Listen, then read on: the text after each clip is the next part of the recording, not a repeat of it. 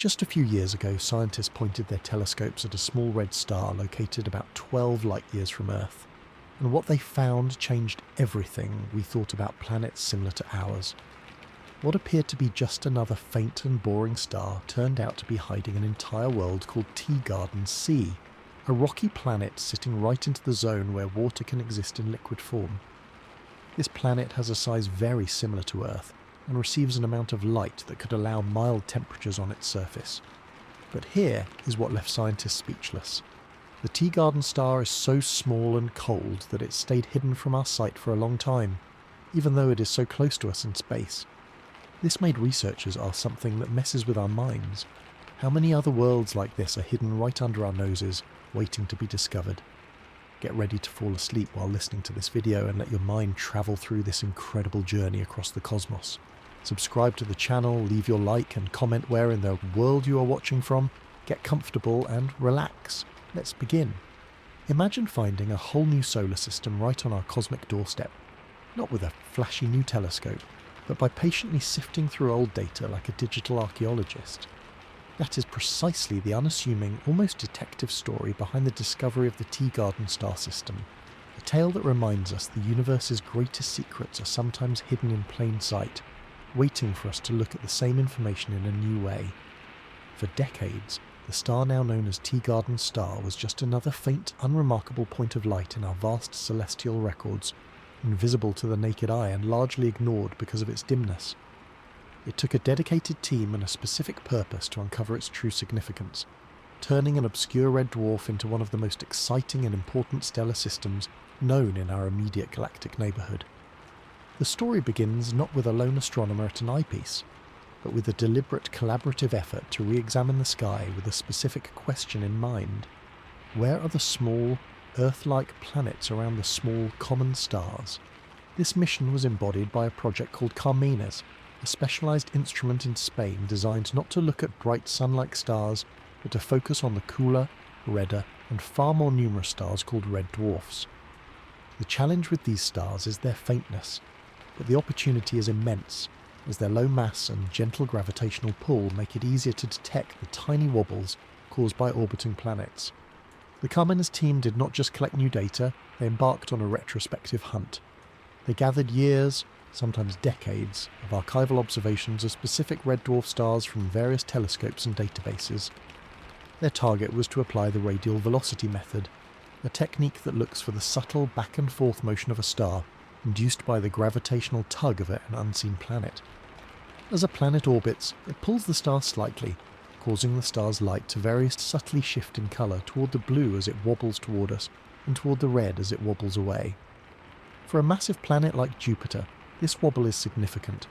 For a small Earth-sized world, the wobble is infinitesimally small, a rhythmic dance measured in the slow crawl of a star's motion at walking speed. This is where patience and precision technology intersect. The team, led by the scientist for whom the star is named, gathered over 200 individual observations of this specific faint star, painstakingly measuring its velocity over time. They were looking for a repeating pattern buried in the noise, a telltale signature of an orbiting companion. What they found was not one pattern, but two distinct rhythms superimposed. The data revealed a clear repeating signal indicating a planet completing an orbit every 4.9 Earth days, a world that would be named Teegarden B. But there was another, slower rhythm beneath it, a signal repeating every 11.4 days, hinting at a second, slightly more distant world. This was Teegarden C. The discovery was a triumph of data mining and modern analytical technique. These planets were not seen directly. They were inferred, deduced from the minuscule gravitational fingerprint they left on their parent star. It was an act of scientific revelation, pulling two potentially rocky worlds out of the mathematical ether of old observations. The immediate and stunning implication was their location. This star system was not hundreds of light-years away. It was a mere 12.5 light-years from Earth, placing it among the very closest stellar systems to our own Sun. In the grand map of our Milky Way galaxy, that is essentially our next-door neighbour. Suddenly, a star that had been catalogued but overlooked for so long was catapulted to the top of priority lists for astronomers worldwide. Its proximity means every signal from it is stronger, every detail potentially more discernible with future technology. The discovery fundamentally changed the star's status from an anonymous faint dot to a prime candidate in the search for habitable worlds. But why was it missed for so long? The answer lies in its nature. Teegarden star is an M-type red dwarf, the smallest and coolest category of hydrogen-burning stars. It has only about 8% of the mass of our Sun and burns its nuclear fuel at a far slower, more frugal rate. This makes it incredibly faint, emitting most of its light in the infrared spectrum, which is invisible to human eyes. For many survey telescopes designed to look at brighter stars, it was simply too dim to warrant detailed study. It was lurking in the shadows, so to speak. Furthermore, the radial velocity method requires many repeated high-precision measurements over a long period to detect the subtle signals of small planets. Until dedicated instruments like Carmenes came online, focused specifically on red dwarfs, the extensive observational effort required was rarely justified for such a faint object. The discovery underscores a pivotal shift in modern astronomy. We are no longer just limited by what we can see tonight. We are limited by how cleverly we can analyse the vast mountains of data we've already collected. The universe has been broadcasting its secrets, and for years we lacked the sensitive receivers and the right algorithms to decode them. The Teegarden system is a perfect poster child for this era of astronomical discovery. It proves that our solar neighbourhood is still largely unexplored territory, with surprises waiting to be found in data that might have been sitting on a hard drive for years. The technique used is a testament to human ingenuity, measuring a star's velocity with such precision that we can detect a wobble caused by a world we will likely never see directly in our lifetimes. It is like listening to the heartbeat of a star and hearing the faint rhythmic echoes of planets whispering their presence through gravity alone. The impact of finding Teegarden B and C so close to us cannot be overstated. In one stroke, it provided two of the most Earth-like candidates in terms of mass and orbital position within our immediate cosmic vicinity.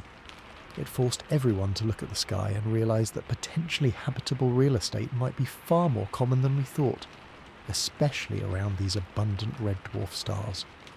The story of its discovery is also a humbling one. It did not require the most powerful space telescope pointed at a new patch of sky. It required a team with a focused question, the tenacity to comb through old records, and the sophisticated tools to hear the universe's faintest songs. It is a reminder that exploration is not always about going to a new physical place. Sometimes it is about looking deeper into what we already have, finding new patterns in the familiar.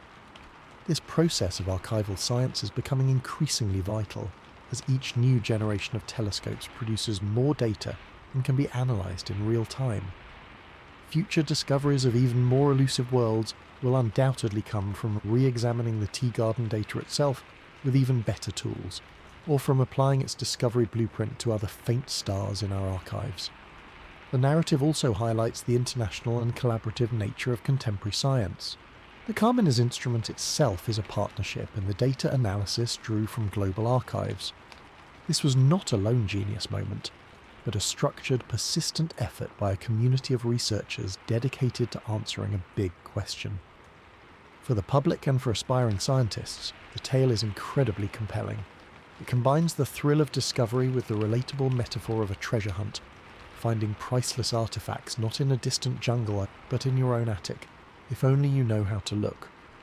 It demystifies the process, showing that discovery is often messy, iterative, and driven by curiosity coupled with computational power. In the end, the discovery of the Teegarden system pulled back a curtain on a fascinating new scene in our local cosmic play. It introduced us to two intriguing new worlds, and their faint ancient star, setting the stage for decades of follow-up questions. Do these planets have atmospheres? Could they have liquid water? The discovery was the answer to one question: are there planets there? Which immediately spawned 100 more exciting and profound questions. That is the true beauty of this find. It did not close a chapter, it opened a whole new volume in our study of the cosmos, one written not in light we can see, but in the gentle gravitational tugs of distant worlds discovered not by looking out, but by looking back, more carefully than ever before. The Teegarden system, now a prime target for every future telescope designed to seek life, stands as a permanent testament to the idea that sometimes The most important things are not the brightest, but the ones we have to work the hardest to see, proving that our cosmic neighbourhood still holds profound secrets waiting to be decoded from the silent, patient data all around us.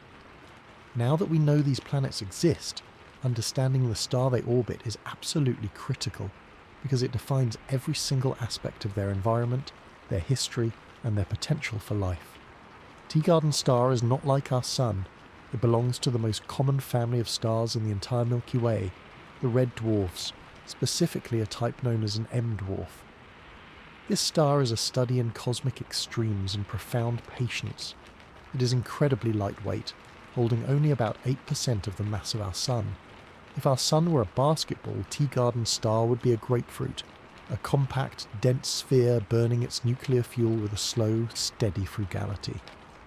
This low mass translates directly to a very low temperature and a very faint glow. Its surface is relatively cool, and it emits most of its energy not as the visible yellow-white light we are used to, but as infrared radiation, a warmth we feel rather than see.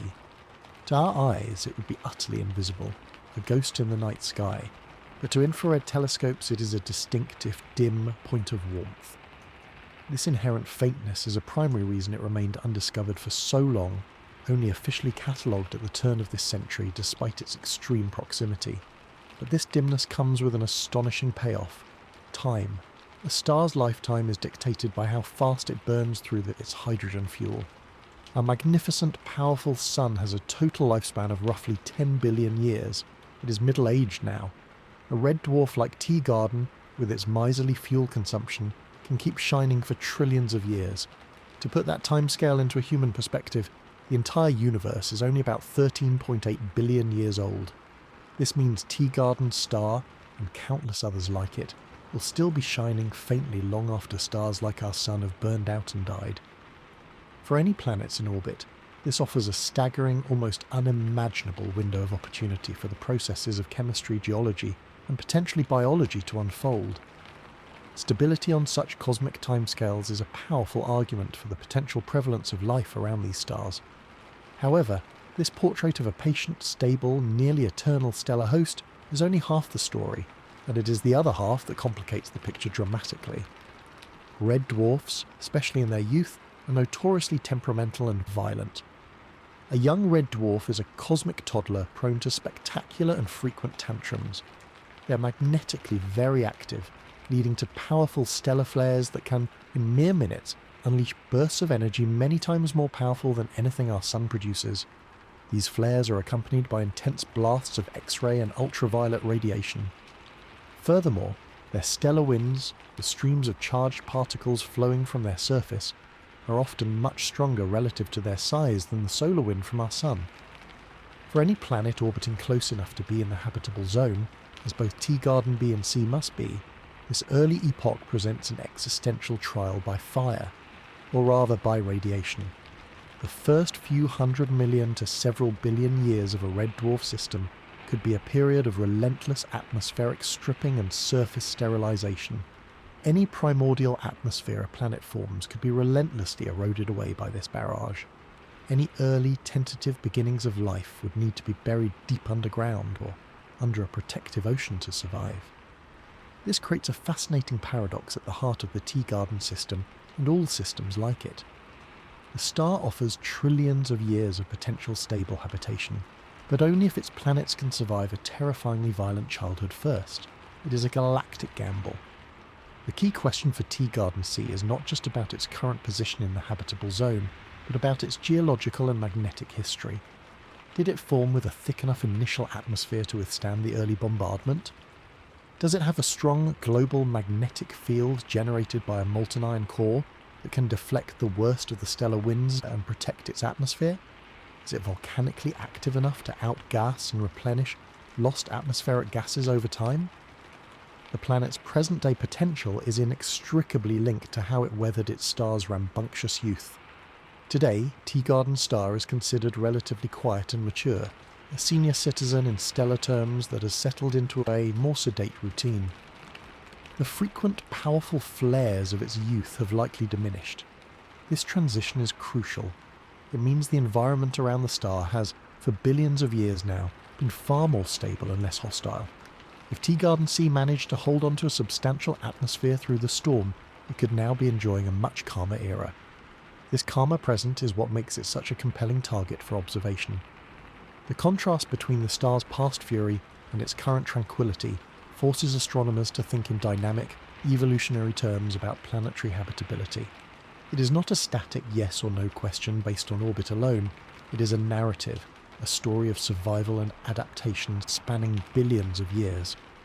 Another critical consequence of the star's low luminosity is the proximity of its habitable zone. Because the star is so dim, the region where temperatures might allow for liquid water on a planet's surface is drawn in very, very close. Teegarden C orbits its star once every 11.4 Earth days. That entire year passes in less than 2 of our weeks. This incredibly tight orbit has a major gravitational effect, one that is almost certainly a reality for both planets: tidal locking. Just as our moon always shows the same face to Earth, a tidally locked planet shows the same face to its star. This means one hemisphere of Teegarden C would be in permanent blazing daylight, while the opposite hemisphere would be in eternal freezing night. The terminator line, the border between day and night, would be a perpetual twilight zone. This scenario dramatically reshapes ideas about climate and weather. Early models suggested such a world might have a scorching hot day side, a frigid night side, and potentially habitable conditions only in a narrow ring along the twilight line. However, more sophisticated climate simulations suggest that if the planet has a substantial Earth-like atmosphere, global circulation of winds could effectively transport heat from the day side to the night side, moderating the extremes. A global ocean could do the same, distributing warmth across the planet. So, tidal locking does not automatically rule out habitability, but it does promise a climate utterly alien to anything on Earth, with weather patterns and wind flows we are only beginning to model. The star's infrared dominant light also poses interesting questions for potential biology. Photosynthesis, and if it evolved, would have to adapt to a very different light recipe. Plants might evolve to be black or deep purple to absorb as much of the infrared radiation as possible, rather than the green reflecting chlorophyll we know. The entire energy economy of an ecosystem would be based on this dim, warm glow. Observing Teegarden's star itself is a cornerstone of exoplanet science because it serves as a prototype, a nearby example of the most typical stellar environment in the galaxy.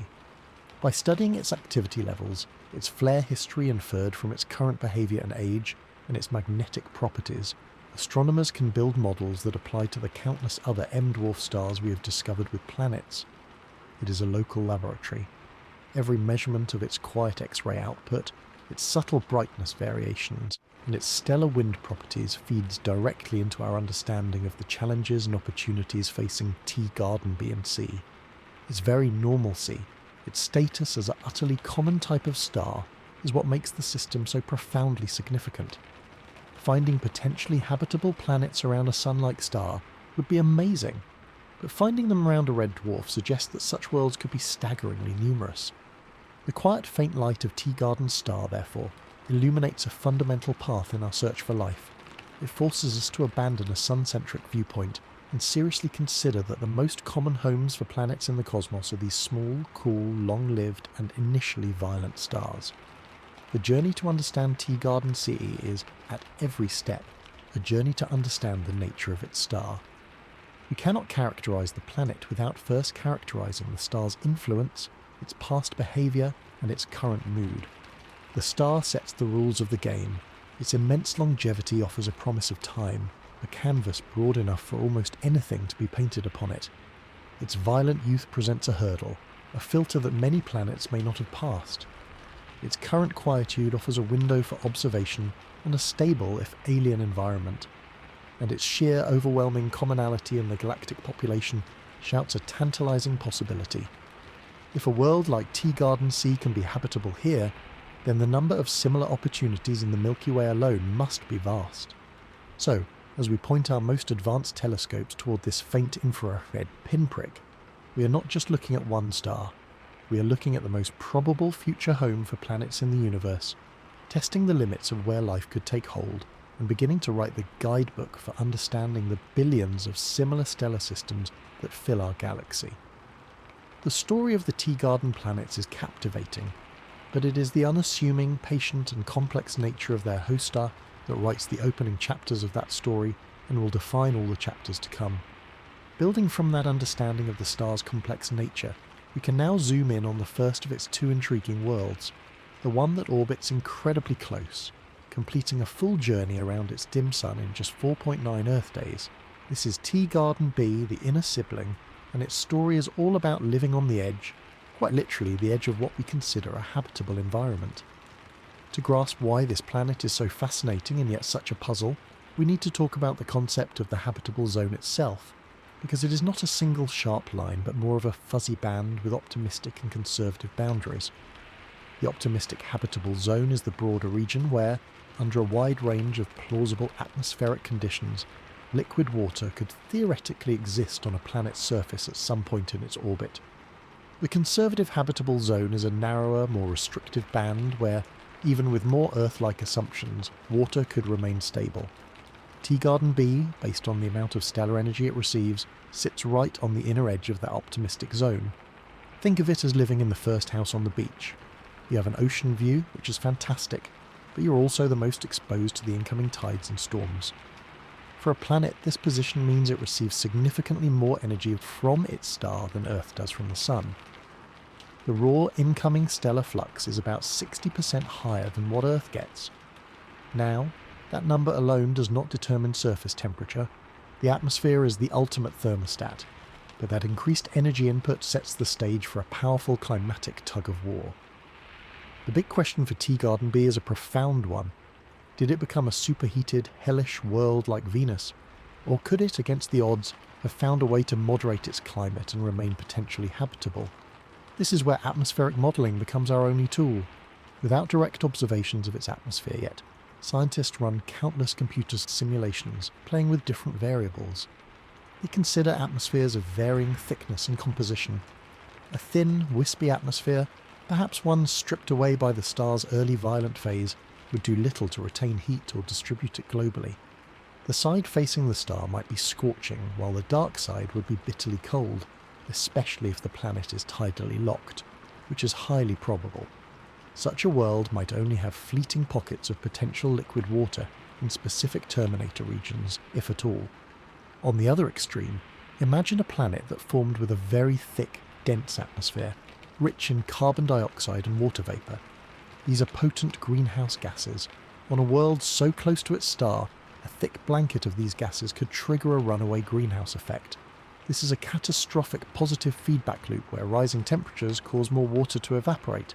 And since water vapour is itself a greenhouse gas, temperatures rise further, leading to more evaporation, until all surface water is lost to space or the lower atmosphere becomes overwhelmingly dense and hot. This is the Venus scenario, and it is a very real possibility for Teegarden B. The planet may have started with oceans that ultimately boiled away, leaving a desolate, high-pressure oven of a world. But the models also reveal a fascinating middle path. Some simulations suggest that with a specific atmospheric composition and pressure, Teegarden B could potentially maintain stable surface temperatures. For instance, an atmosphere with a significant amount of nitrogen as a background gas, a moderate amount of carbon dioxide, and the presence of reflective clouds could, in theory, achieve a balance. The clouds, if they form on the star-facing side, could reflect a substantial amount of the incoming stellar energy back into space, acting as a planetary sunshield. Meanwhile, the atmospheric circulation we mentioned earlier, if robust enough, could transport heat to the night side, preventing one hemisphere from becoming a monstrous heat sink and the other a freezer. There is even speculation about the possibility of a cold trap scenario on the permanent night side, where atmospheric gases could condense out, effectively thinning the atmosphere on the day side and preventing a runaway. The range of possibilities is vast, from a scorched rock to a global ocean world with a thick, steamy atmosphere, to something with more regional, temperate conditions. This inherent uncertainty is what makes Teegarden B such a compelling scientific target. It serves as a natural laboratory for testing our theories about planetary climate evolution, especially for worlds orbiting the most common stars in the galaxy. This location teaches us about the limits of the habitable zone. How close is too close? Where exactly does the transition from a potentially Earth-like world to a Venus-like inferno occur? Teegarden B seems to be perched right on that cliff edge. Studying it when we finally can will give us critical data points to answer that question. Furthermore, Teegarden B does not exist in isolation. It has a sibling, Teegarden C, orbiting further out in a more conservatively habitable position. This pair offers astronomers a phenomenal comparative study. It is a cosmic experiment where two rocky planets, likely formed from the same material around the same star, ended up in two different energy environments. By comparing the two, we can learn immense amounts about how small differences in orbital distance coupled with atmospheric evolution lead to dramatically different planetary fates. Did Teegarden B, being closer and subjected to even more intense early stellar activity, lose its atmosphere completely while Teegarden C held onto its? Or did both develop thick atmospheres, but the inner one succumbed to a runaway greenhouse while the outer one achieved a stable climate? Perhaps both have atmospheres, but Teegarden B's is a dense Venusian shroud while Teegarden C's is more Earth-like. This comparative planetology is incredibly powerful. It is akin to having two siblings raised in the same household, but with slightly different experiences, allowing us to see how those experiences shaped their outcomes. For us, the observers, it means that understanding Teegarden B is not just about understanding one world, it is about understanding a fundamental process in planetary science. Its very existence challenges the simplistic Goldilocks narrative. It forces us to admit that habitability is not a simple yes or no switch based on orbit, but a complex, dynamic, and potentially fragile state that depends on a planet's entire history. Its geology, its initial inventory of water and gases, its magnetic field, and its ability to weather the early storm of its star's youth. The potential for Teegarden B to still be habitable, while a long shot is not zero, and that sliver of possibility is what keeps it on the list of high-interest targets. If by some combination of cloud reflectivity and efficient heat distribution it has maintained temperate conditions, it would radically expand our view of where life could exist. It would mean that the beachfront property of the habitable zone, previously thought to be too risky, might actually be livable under the right architectural designs, meaning the right atmospheric conditions. Future telescopes will aim to detect the atmosphere of Teegarden B, to try to discern its composition and density. Even a non-detection, a finding that it has only a negligible atmosphere, would be a hugely valuable result. It would tell us that for planets this close to a red dwarf, atmospheric survival is perhaps impossible, setting a practical inner boundary for our search. On the other hand, a detection of a thick atmosphere would immediately raise the question of whether it is a benign, warm world or a scorching hellscape, prompting even more intense follow-up observations. So while Teegarden C often gets the headlines as the more traditionally Earth-like candidate, its inner sibling, Teegarden B, is in many ways just as important to the scientific narrative. It is the test case for extremity, the probe into the danger zone, the world that shows us where the habitable zone might truly begin and end. Its story is a cautionary tale about planetary climate instability, but also a story of resilience and surprising planetary diversity. By studying this world on the edge, we are not just learning about one planet, we are mapping the frontiers of the possible, defining the borders of cosmic habitability itself, and in doing so, refining our search for life on all the other worlds waiting to be discovered. While its inner sibling Teegarden B sits on the precarious edge, Teegarden C occupies the spotlight for a very specific and thrilling reason. It orbits firmly within what astronomers call the conservative habitable zone of its star. This is the sweet spot, the region where, even with more cautious and Earth-centric assumptions, liquid water could theoretically exist on a planetary surface. It is the prime real estate in the Teegarden system, and the world that has most captured the imagination of scientists and the public alike as a potential analogue to our own planet. To understand why this position is so promising, we need to look at the numbers, but not just the raw numbers, the context behind them. Teegarden C completes an orbit every 11.4 Earth days. That incredibly short year is a direct consequence of the star's faintness. To get enough warmth, a planet has to huddle very close. The stellar energy it receives, the insolation, is remarkably similar to that of Mars in our own solar system. Now, at first glance, that might sound like a problem. Mars is a frozen desert world, but that comparison is based on what we call the planetary equilibrium temperature. a simple calculation that assumes the planet is a bare rock with no atmosphere, just absorbing and re-radiating energy. It is a useful baseline, but it is not the final word on climate. The true magic, the transformative element, is the atmosphere. An atmosphere acts as an insulating blanket, a heat redistributor, and a chemical greenhouse. This is where Teegarden C's potential truly shines. A substantial atmosphere, even a thin one by Earth standards, could completely rewrite its climate story. The most straightforward way to warm a planet is through the greenhouse effect. On Earth, gases like carbon dioxide, methane, and water vapour are incredibly effective at trapping infrared heat radiated from the surface. For Teegarden C, which starts from on a colder baseline equilibrium temperature than Earth, the presence of such greenhouse gases would be absolutely essential to push surface temperatures above the freezing point of water.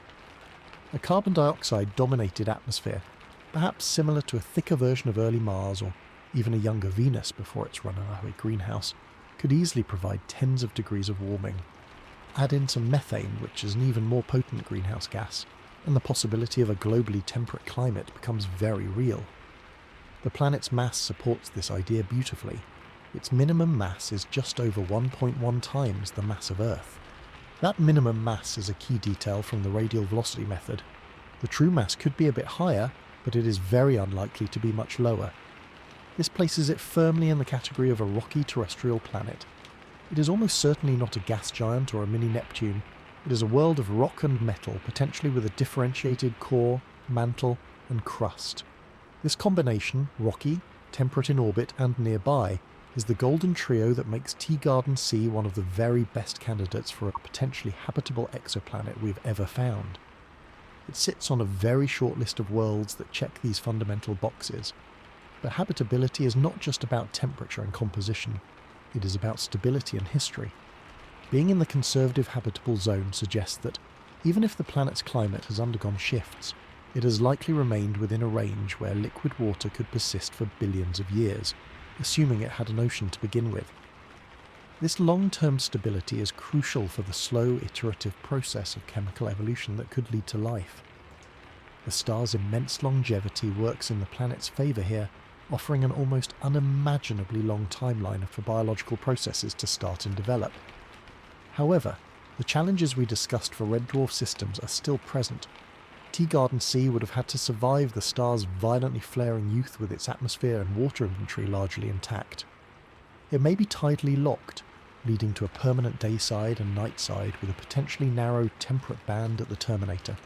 Yet, as climate models show, a sufficiently thick atmosphere can overcome many of the harsh effects of tidal locking by efficiently circulating heat around the globe. The presence of a large ocean would be even more effective at temperature regulation. So, the question transforms from is it in the right place to does it have the right stuff? Does it have that critical atmosphere? And if so, what is it made of? This is why Teegarden C has become a top-tier target for the next generation of astronomical observation. The holy grail is to detect and characterise its atmosphere, to search within its chemical makeup for what we call biosignatures, molecular combinations that are difficult to explain without the presence of life. The most famous of these is the simultaneous presence of oxygen and methane. In an Earth-like atmosphere, oxygen is highly reactive and methane is constantly being produced by biological sources like microbes. Their coexistence is a chemical disequilibrium that shouts life. Other potential biosignatures include an abundance of nitrous oxide or certain complex organic molecules. Of course, there are abiotic processes that can mimic some of these signs, so the detection would not be proof positive, but it would be the most exciting signal we could possibly hope for from 12.5 light-years away. The practical hunt for this atmosphere is a monumental technical challenge. Teegarden C does not transit, meaning it does not pass directly in front of its star from our viewpoint. This rules out the most powerful method we have, transmission spectroscopy, which analyses starlight filtered through a planet's atmosphere during a transit. Instead, astronomers must rely on more difficult techniques. One is direct spectroscopy, trying to capture the tiny amount of light reflected off the planet's atmosphere or surface separately from the overwhelming glare of the star. This is like trying to see a firefly sitting next to a giant searchlight from thousands of miles away. Another method is emission spectroscopy, detecting the planet's own thermal infrared glow and analysing its spectrum for the fingerprints of molecules. Future giant ground-based telescopes, like the Extremely Large Telescope, and space-based observatories like the Habitable Worlds Observatory concept, are being designed with this exact challenge in mind. They will have the resolution and sensitivity to possibly tease out that faint signal. Until then, Teegarden C remains a brilliant, promising mystery. Its significance extends far beyond its own potential. It is a benchmark. Every time we develop a new model for planetary climate, for atmospheric evolution around red dwarfs, for the survival of water worlds, Teegarden C is one of the first test cases. It is a real-world anchor for our theories. Its discovery tells us that such worlds, rocky, temperate, and close to their dim stars, are not just theoretical constructs. They exist, and they exist in our immediate neighbourhood. This dramatically increases the estimated number of potentially habitable planets in our galaxy. If a star as unremarkable and common as Teegardens can host a world like this, then the cosmos could be filled with them. For the public and for scientists, Teegarden C represents a tangible focus for our hopes in the search for life elsewhere. It is no longer an abstract concept. It is a specific point in the constellation of Aries that we can point to and say, there, that star right there has a world that could be like ours. It fuels the drive to build bigger telescopes, to develop more sensitive instruments, and to refine our understanding of what makes a planet a home. It is a reminder that the universe, for all its vastness and strangeness, might just craft familiar environments in the most common of places, around the smallest and quietest of stars. The journey to understand Teegarden C is just beginning, and every step forward, every new observation or refined model brings us closer to answering one of humanity's oldest questions. The potential for a temperate climate on Teegarden C, as inviting as it sounds, comes with a colossal and inescapable caveat, a fundamental reshaping of the very concept of a day and a night. Because of its extremely close orbit around such a low-mass star, the planet is almost certainly tidally locked. This is not just a likely scenario, it is a near certainty given the physics involved and the system's age. Tidal locking is a gravitational inevitability for objects that orbit very close together. We see it in our own solar system with our moon, which always shows the same face to Earth. For Teegarden C, this means one hemisphere perpetually stares into the dim, reddish glow of its sun, while the opposite hemisphere is forever turned away, gazing into the eternal blackness of interstellar space. This creates a planetary dynamic that is utterly alien to anything we experience on Earth. There is no sunrise, no sunset, no daily cycle. For any hypothetical observer on the surface, the sun would hang motionless in the sky if they were in the centre of the day side, or it would forever be absent if they were at the heart of the night side. This single fact forces us to throw out most of our Earth-based intuitions about weather, climate, and even the potential distribution of life. The environmental extremes would be profound. The permanent day side would be continuously baked by the star's infrared light. Without a cooling night period, temperatures could theoretically soar depending on the atmosphere's ability to reflect or transport that heat. The permanent night side, deprived of any direct stellar energy, would plunge into deep, profound cold, potentially becoming a frozen wasteland, where atmospheric gases could condense into ice sheets on the ground. This sounds like a recipe for a bifurcated, uninhabitable world, but the story is far more nuanced and interesting than that simple split. The key variable, once again, is the atmosphere. A substantial atmosphere acts as a fluid connector between these two extreme realms.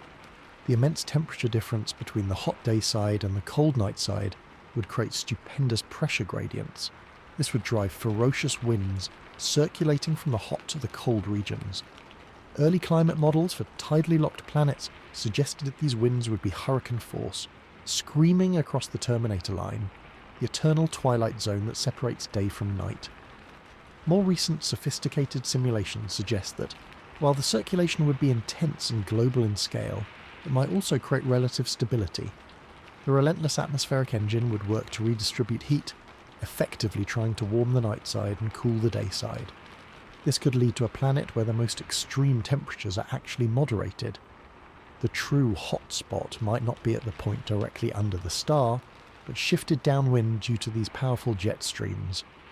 Similarly, The coldest point might not be at the exact antipode, the centre of the night side, but elsewhere based on circulation patterns. This makes the classic picture of a sharp dividing line between a blazing desert and a frozen tundra too simple.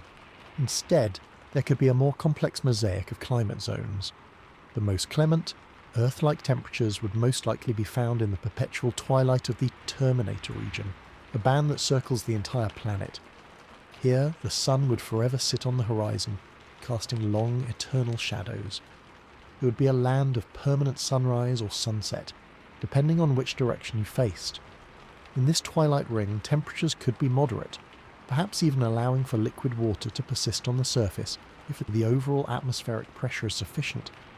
This is where many scientists speculate any potential surface life would most likely huddle, in a narrow latitudinal band where the light is soft and the thermal stress is minimised. But what if the planet has a global ocean? An ocean adds a whole new layer of complexity and potential moderation. Water is incredibly efficient at transporting heat. Ocean currents, driven by the same temperature imbalances, could circulate warm water from the day side to the night side, potentially preventing the night side from freezing solid entirely. It could even lead to a planet with an ice-covered night side hemisphere, a giant permanent ice cap, and an open ocean or a warmer ice shell on the day side.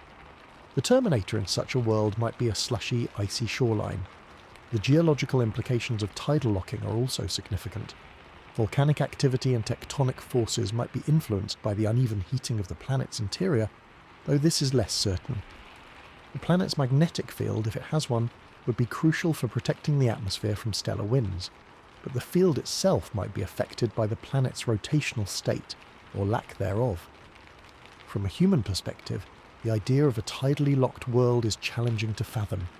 The psychological and ecological rhythms would be based on light gradients, not time.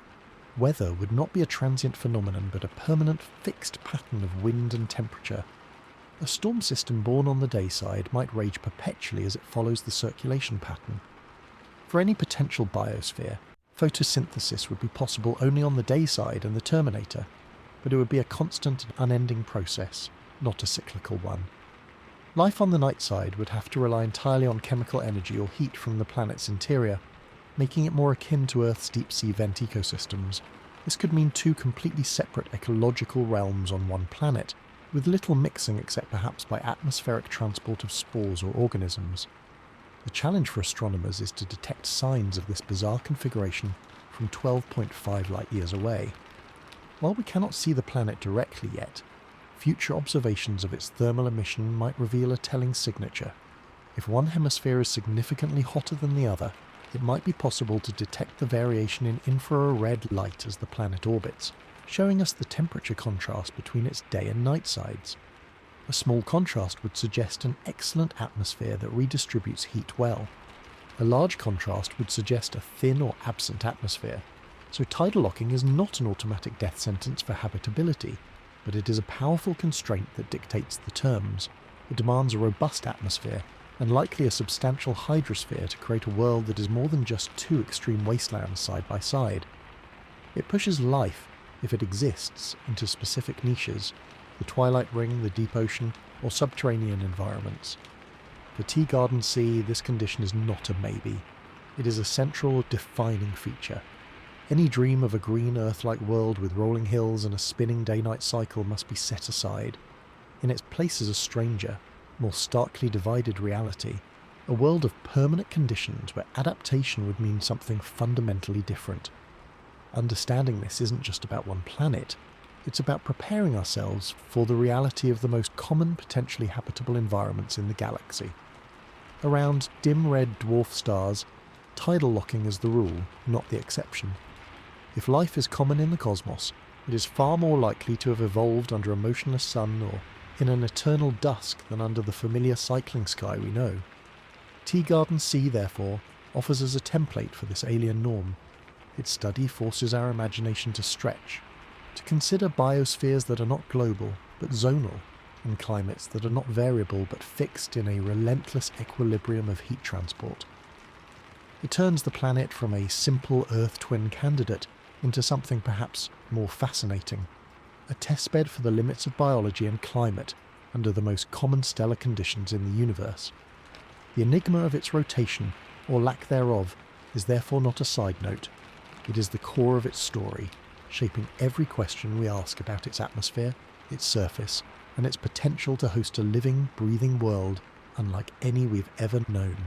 So we are left with a fascinating but unresolved picture of Teegarden C, a world likely locked in place with the potential for extreme climate divisions. But all of those models, all of those speculations about habitability, hinge on one monumental unknown. Does it actually have an atmosphere? This is the next great frontier in understanding this planet, and the challenge is every bit as daunting as it is exciting.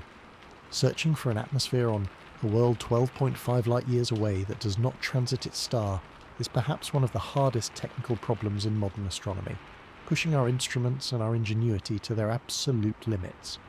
The gold standard method for studying exoplanet atmospheres is transmission spectroscopy.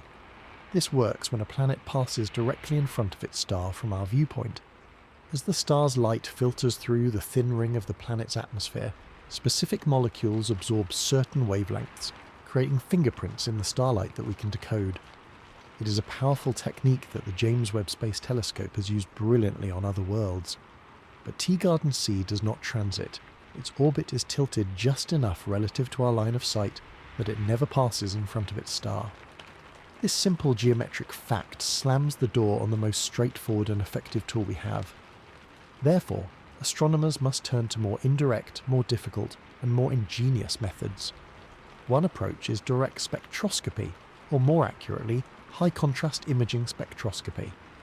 The goal here is to literally separate the incredibly faint light of the planet from the overwhelming glare of its star. Think of it as trying to see a candle flickering right next to a massive lighthouse beacon from thousands of miles away. The star Teegarden is faint, yes, but the planet is many thousands of times fainter still. The angular separation between the star and the planet in the sky is minuscule, a tiny fraction of an arcsecond. To achieve this, we need two things: extreme angular resolution to see them as separate points of light, and extreme contrast to dim the star's light enough to see the planet beside it. Current telescopes, even the mighty James Webb, struggle with this for a system like Teegarden. The future, however, holds promise. Next-generation giant ground-based telescopes, like the extremely large telescope with its primary mirror spanning 39 metres, will have the sheer light-gathering power and advanced adaptive optics systems to potentially make this attempt. In space, concepts like the Habitable Worlds Observatory, a flagship mission envisioned by NASA, are being designed with the explicit goal of directly imaging and taking spectra of Earth-like planets around nearby stars. Teegarden C would be a prime day one target. Another sophisticated technique is called phase curve or emission spectroscopy. Even if we cannot see the planet separately, we can try to measure the combined light of the star and the planet together over time. As the planet orbits, it goes through phases just like our moon. When it is nearly behind the star, we see mostly its dark night side. When it is off to the side, we see a partially illuminated crescent. The total infrared brightness of the system changes slightly with this phase. More importantly, the planet itself emits thermal radiation, a glow based on its temperature. By very carefully measuring the spectrum of this combined light at different points in the planet's orbit, and using complex algorithms to subtract the constant light of the star, we might isolate the tiny varying signal coming from the planet's day side and night side.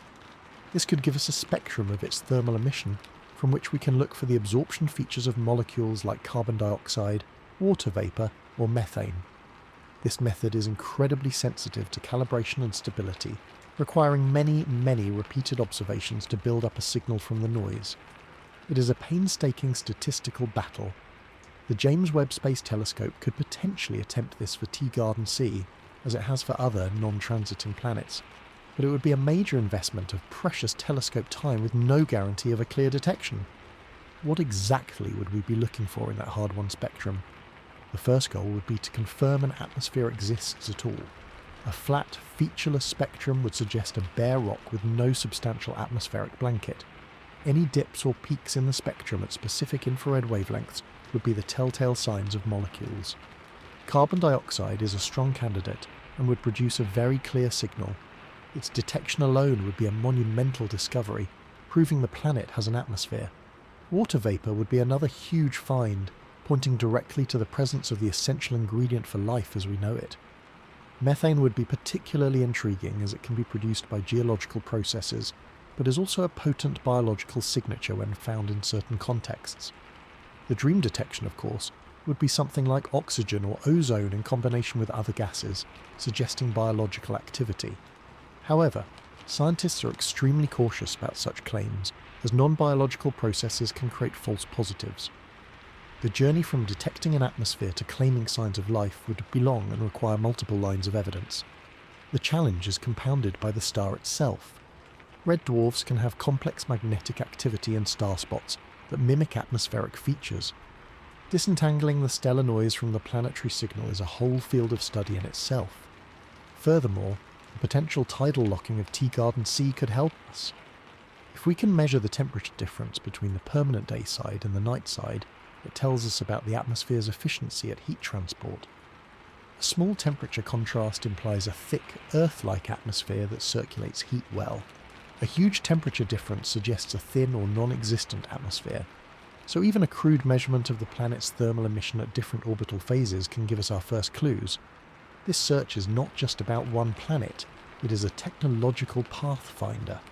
Developing the methods to characterize Teegarden C's atmosphere directly informs how we will study the hundreds of other temperate rocky worlds we will discover around red dwarfs in the coming years.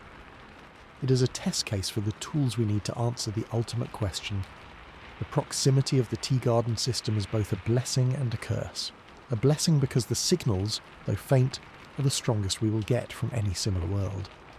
A curse because even this strong signal is at the very edge of detectability, forcing us to innovate. The effort involves international teams, years of observation, and the coordination of the world's most advanced observatories in space and on the ground. It is a long-term endeavour. We may not get a definitive answer for a decade or more, but the pursuit itself is driving innovation in optics, detector technology, and data analysis. The algorithms being written to tease out Teegarden C's signal from the noise will become standard tools for the next generation of astronomers. In the meantime, while we wait for these colossal new telescopes to come online, astronomers are using every trick available. They are monitoring the star with extreme precision to better pin down the planet's masses and orbits. They are studying the star's ultraviolet and X-ray output to understand the atmospheric erosion environment. They are running increasingly complex climate models to predict what a detectable spectrum might look like under various atmospheric scenarios, so we know what to look for. The search for Teegarden C's atmosphere is therefore a story of human ambition and patience. It is about building the machines and the methods to see the invisible, to study a pinprick of warmth orbiting a faint ember in the void. Every incremental improvement in our technology brings that world slightly more into focus. The first confirmation of an atmosphere, even just of carbon dioxide, will be a historic moment, transforming Teegarden C from a promising blip in radial velocity data into a tangible, complex world with an environment we can begin to dissect. It will tell us that worlds around the most common stars can indeed hold onto their gaseous envelopes, passing the first and most critical filter for surface habitability. And if that atmosphere shows hints of water or unexpected chemical imbalances, the scientific excitement will be palpable. This arduous search encapsulates the essence of modern exoplanet science, moving from discovery to characterization, from finding dots on a graph to understanding alien climates. The road is long and the technical hurdles are immense, but the payoff is the chance to finally know what kind of world orbits that quiet nearby star, and by extension, to learn how many others like it might be waiting in the galactic dark. The search for an atmosphere inevitably leads us to a much deeper and more fundamental question, one that reaches back billions of years. How could any atmosphere possibly survive at all? To answer that for Teegarden C, we have to rewind the clock to the earliest days of the system, to an era of unimaginable stellar fury that would have shaped every aspect of the planet's destiny. The calm, dim star we observe today is a mature adult, but like all red dwarfs, it had a childhood of terrifying violence. For the first several hundred million, possibly even the first few billion years of its life, Teegarden's star was likely a tempestuous toddler, prone to frequent and catastrophic tantrums. Unlike our sun, which was relatively stable even in its youth, young red dwarfs are convective dynamos, their internal plasma swirling from core to surface, generating immensely powerful magnetic fields. These fields get tangled and snap, releasing colossal amounts of energy in the form of stellar flares. We're not talking about small solar flares here.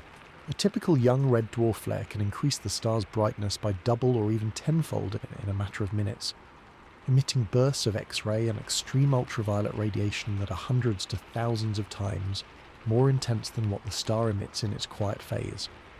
Furthermore, the stellar wind, the stream of charged particles flowing from the star, would have been a relentless supersonic gale, vastly more powerful than the solar wind that reaches Earth today.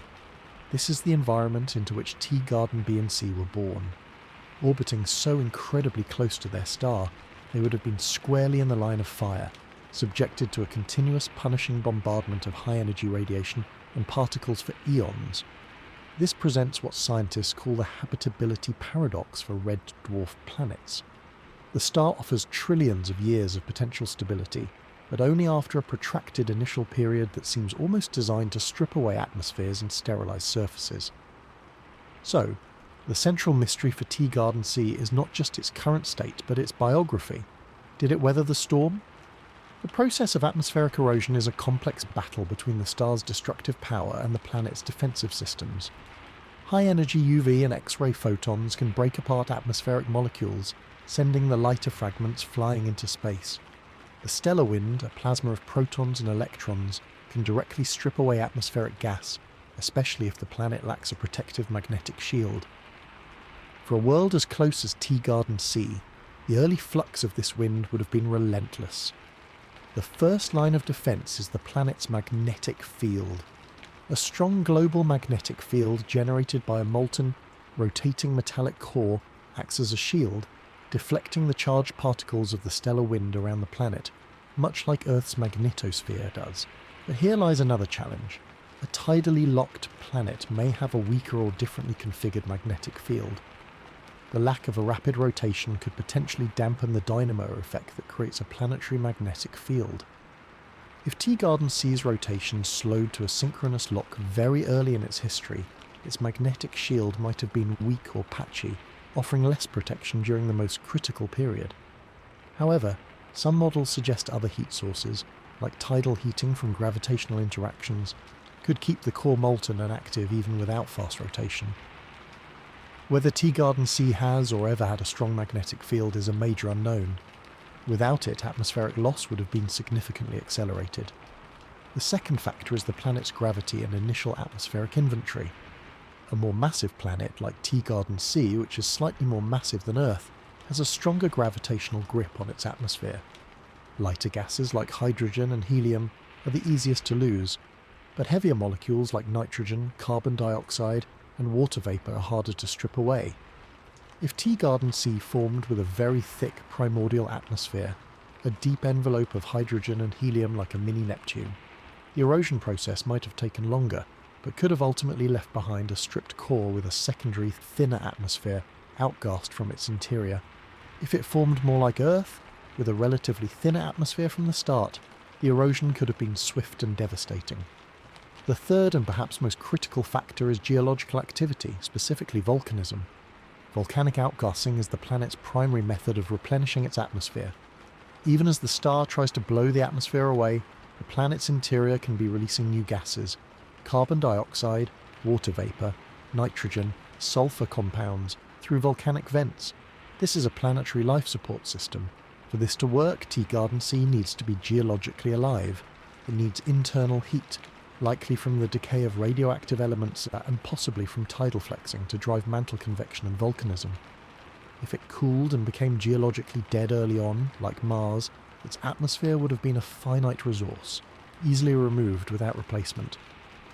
The planet's water is another key component of this story.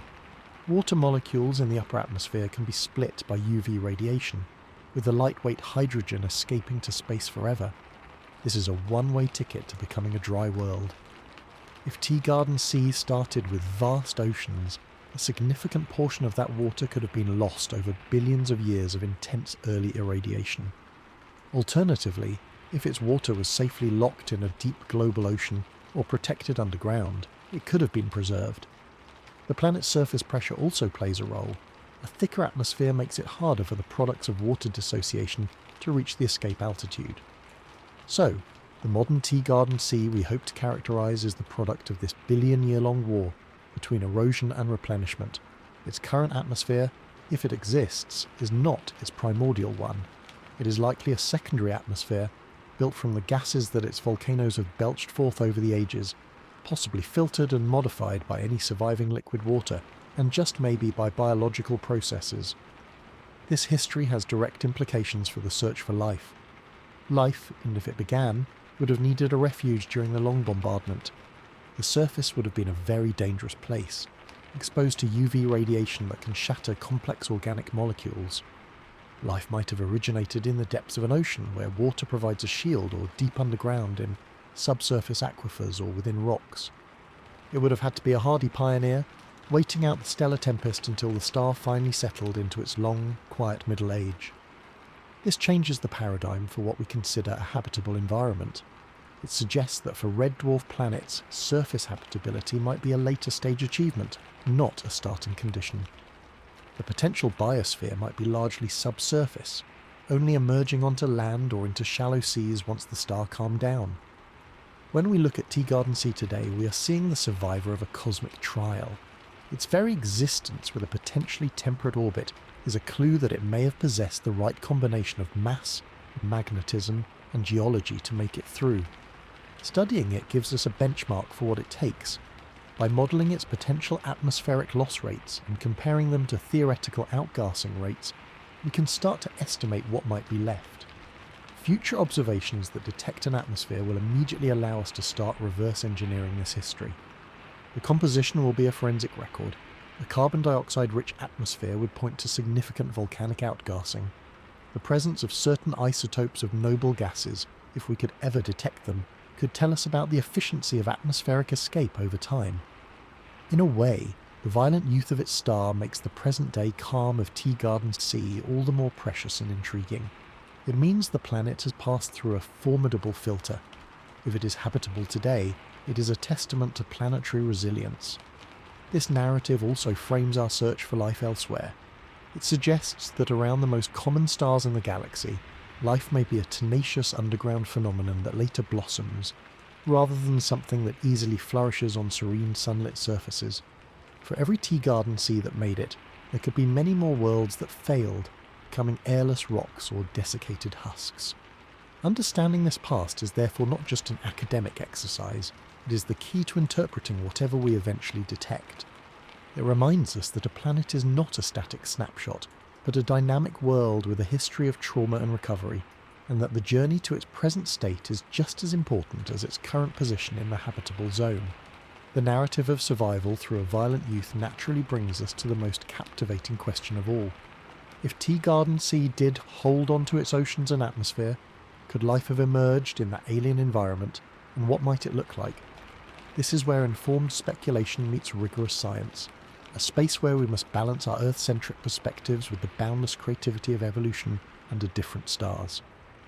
The scientific search for life on Teegarden Sea begins not with pictures of alien creatures, but with chemistry, specifically with the search for biosignatures. A biosignature is any measurable phenomenon, usually a chemical one that provides strong evidence for past or present life. The classic example is the combination of oxygen and methane in an atmosphere. On Earth, these gases react with each other and are constantly being removed from the air. Oxygen is highly reactive, and methane is readily broken down by sunlight. Their persistent coexistence requires continuous replenishment.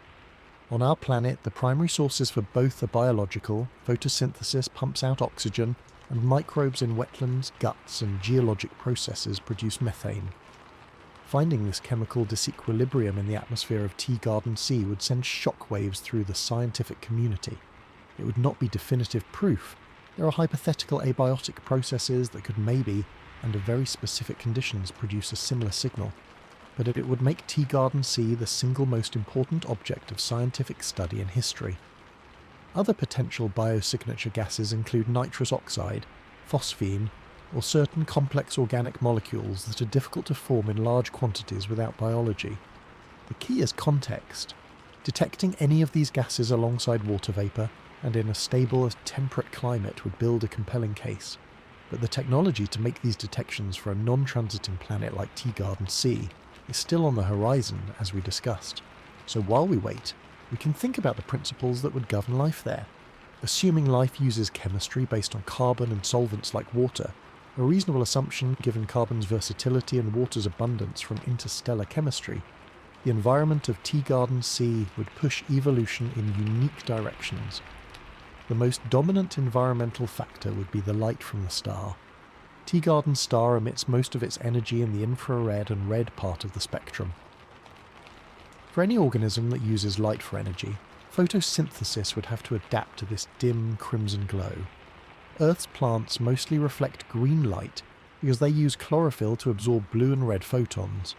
On Teegarden C, a photosynthetic pigment would likely be optimized to absorb the most abundant infrared photons. This could result in vegetation that appears black or very deep purple to our eyes, as it soaks up every available bit of energy. The perpetual twilight of the Terminator region might host its own unique adaptations, perhaps with organisms that can photosynthesize at extremely low light levels, similar to some deep-sea algae on Earth. Another major factor is the potential tidal locking. This could create 3 starkly different biomes on one planet. The permanent day side, if not too hot, could be a desert-like landscape where life would need extreme heat and radiation tolerance. The permanent night side, if not too cold and if warmed by atmospheric circulation or geothermal heat, could host ecosystems utterly independent of sunlight, relying on chemical energy from hydrothermal vents or the planet's interior, much like the communities around Earth's deep ocean vents.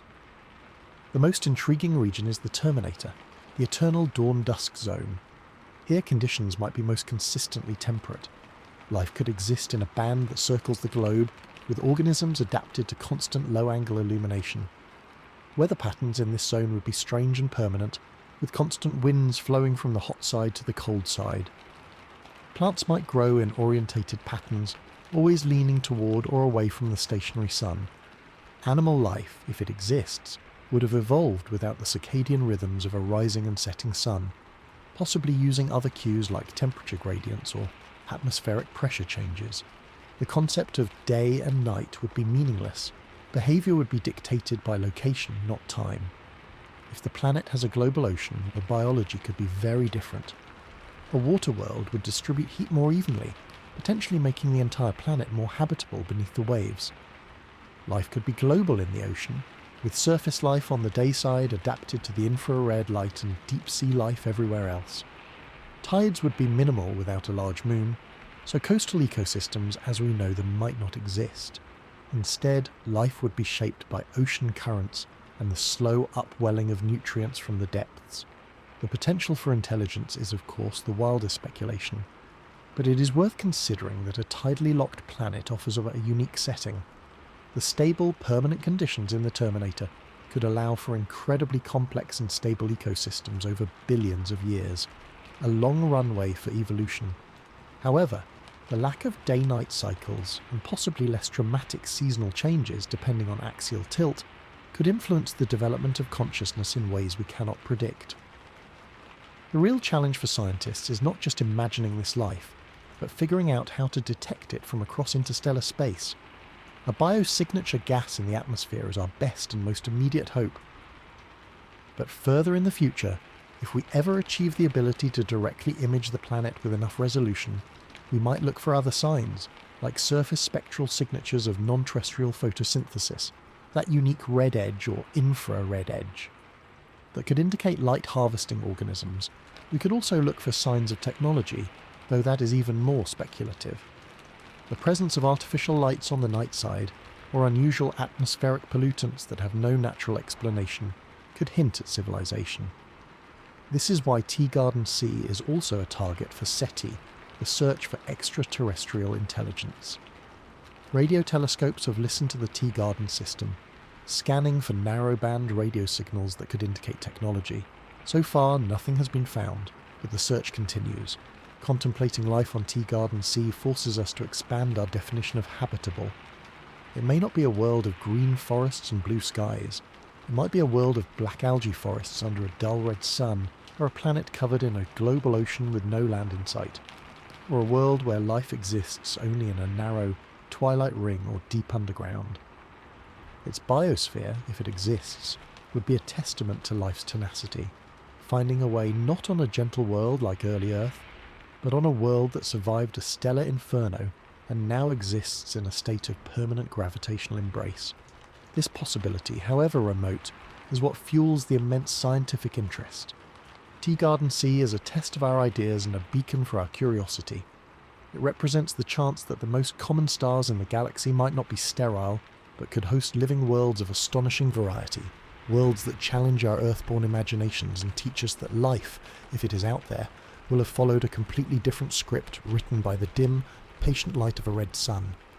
The search for its biosignatures is therefore more than a technical challenge.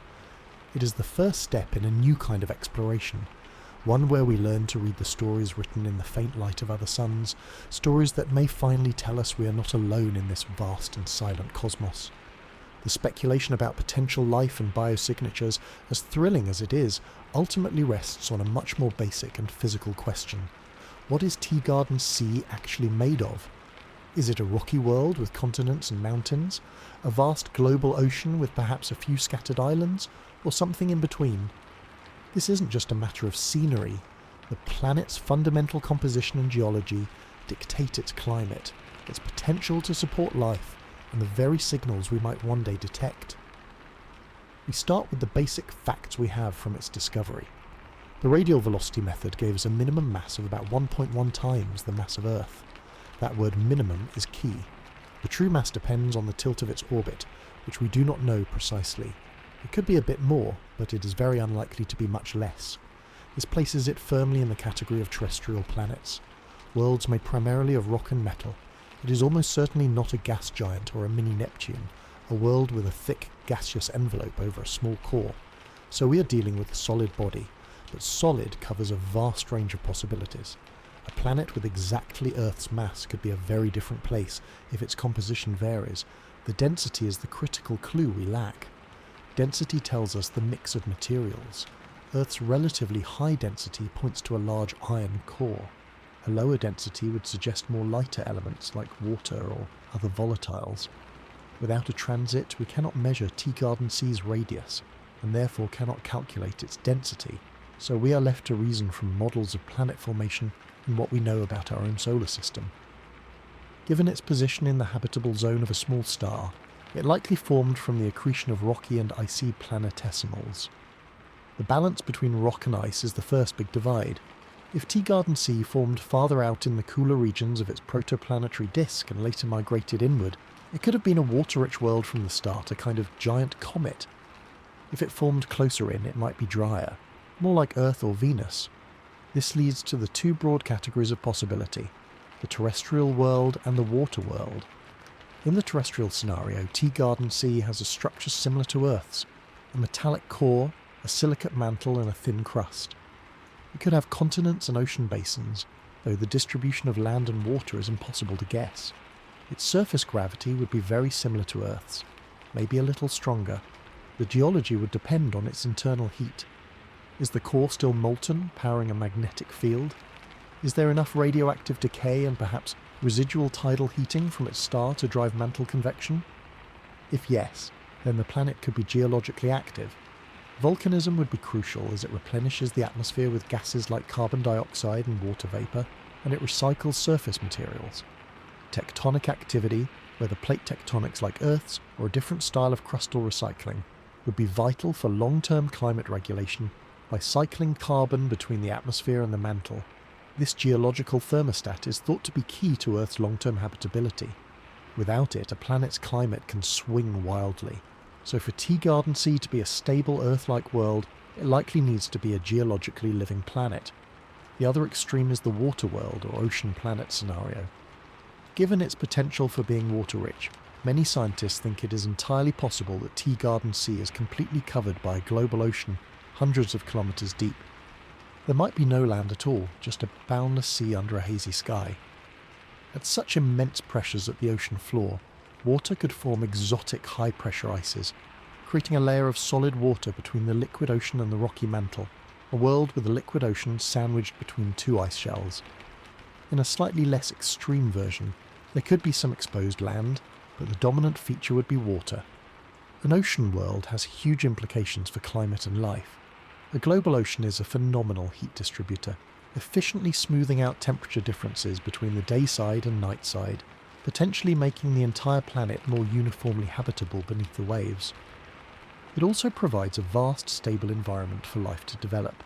However, it might lack the mineral diversity and nutrient cycling provided by continental erosion and volcanic activity on land, potentially limiting the complexity of life. The geology would be different, dominated by underwater volcanism and possibly a different style of tectonics on a seafloor crust. Another key difference from Earth is the likely absence of a large moon. A planet in such a close orbit is unlikely to have captured or formed a sizable lunar companion. Our moon stabilises Earth's axial tilt, preventing wild climate swings. Without such a stabiliser, Teegarden C's axial tilt could vary over long timescales, leading to dramatic climate variations, even if it is tidally locked. However, gravitational interactions with its sibling planet Teegarden B and the star itself could provide some stabilising influence. The lack of a large moon also means negligible tides, which on Earth are crucial for mixing nutrients in coastal waters and may have played a role in the evolution of life. On a water world, wave action driven by wind would be the primary mixing agent. So, when we try to imagine Teegarden C, we are faced with a spectrum of physically plausible models, from a desert world with polar ice caps to an Earth analogue with continents and blue seas, to a complete aquaplanet shrouded in water vapour clouds. How do we ever hope to know? Future observations aim to distinguish between these possibilities. Detecting an atmosphere is the first step. The composition of that atmosphere could give clues. A very water vapour-rich atmosphere might suggest extensive surface water. The reflectance of the planet or its albedo could also hint at the surface. A glint of specular reflection, a glint like sunlight reflecting off a calm ocean, might be detectable in far future direct imaging attempts. More subtly, the way the planet's thermal emission varies with its phase could indicate surface properties. A water world would have a different heat capacity and response than a rocky desert. For now, the composition and geology of Teegarden C remain a beautiful mystery, a blank canvas upon which we can project scientific models. This uncertainty, however, is productive. It forces us to consider all the ways a planet can be built and remain habitable. It teaches us that Earth's particular configuration of land, sea, and moon is just one possible path. A potentially habitable world does not need to look like ours. It could be a planet of endless ocean under a fixed red sun, its depths hiding secrets we can barely imagine. Or it could be a world of stark, rugged continents straddling the twilight line. Understanding its true nature is the essential next step in moving from a promising blip in data to a world we can truly comprehend. This journey from mass to meaning, from a simple measurement of gravitational pull to a rich understanding of a planetary environment, is the grand challenge of exoplanet science. And Teegarden C, so close and so tantalising, is our foremost guide on that path. The profound mystery of what Teegarden C is made of, whether a water world or a rocky continent, leads us to a much more immediate and provocative reality. This potentially habitable world is not some distant abstract point. It is, in cosmic terms, right next door. At a mere 12.5 light-years away, it is one of our closest known stellar neighbours. This proximity transforms it from a purely scientific subject into something more, a tangible destination for our curiosity and even our signals.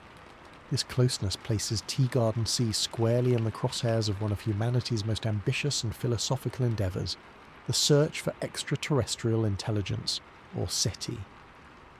For decades, SETI programs have pointed radio telescopes at stars, listening for the faint whisper of a technological broadcast, a beacon that says we are here. With the discovery of Teegarden C, that listening has become significantly more focused. Here is a star that not only is nearby, giving any potential signal less space to weaken, but also hosts a world that sits in its star's habitable zone. It is, by definition, a prime target.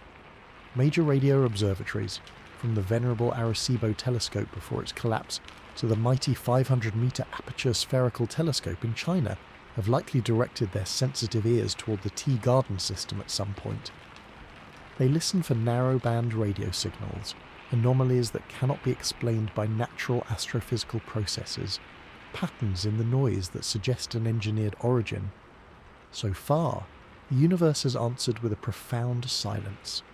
This silence, in the face of a target as promising as Teegarden C, brings us face to face with one of the most fundamental puzzles in science, the Fermi paradox. Named for the physicist Enrico Fermi, who famously asked, "Where is everybody?" the paradox highlights the contradiction between the high probability of extraterrestrial civilizations, given the vast number of stars and planets, and the complete lack of evidence for them.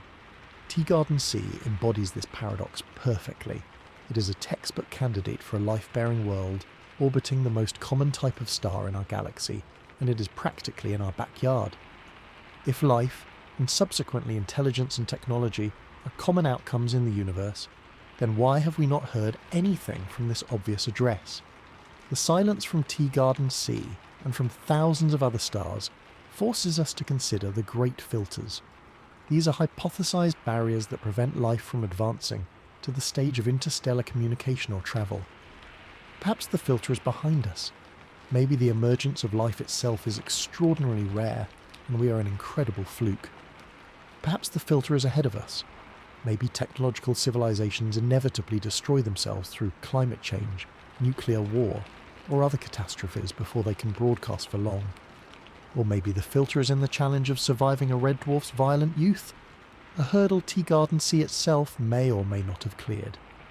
The quiet from this nearby system adds a specific, poignant data point to this cosmic mystery. The proximity also fuels a more active and controversial debate. Should we not just listen, but shout?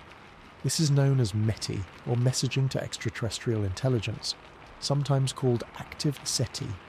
The idea is to deliberately transmit powerful targeted signals towards stars that host promising planets.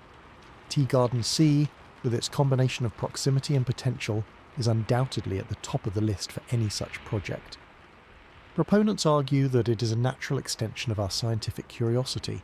If everyone only listens, the galaxy remains silent. Someone has to make the first move, and as a young, curious technological species, perhaps it is our role to be the greeters.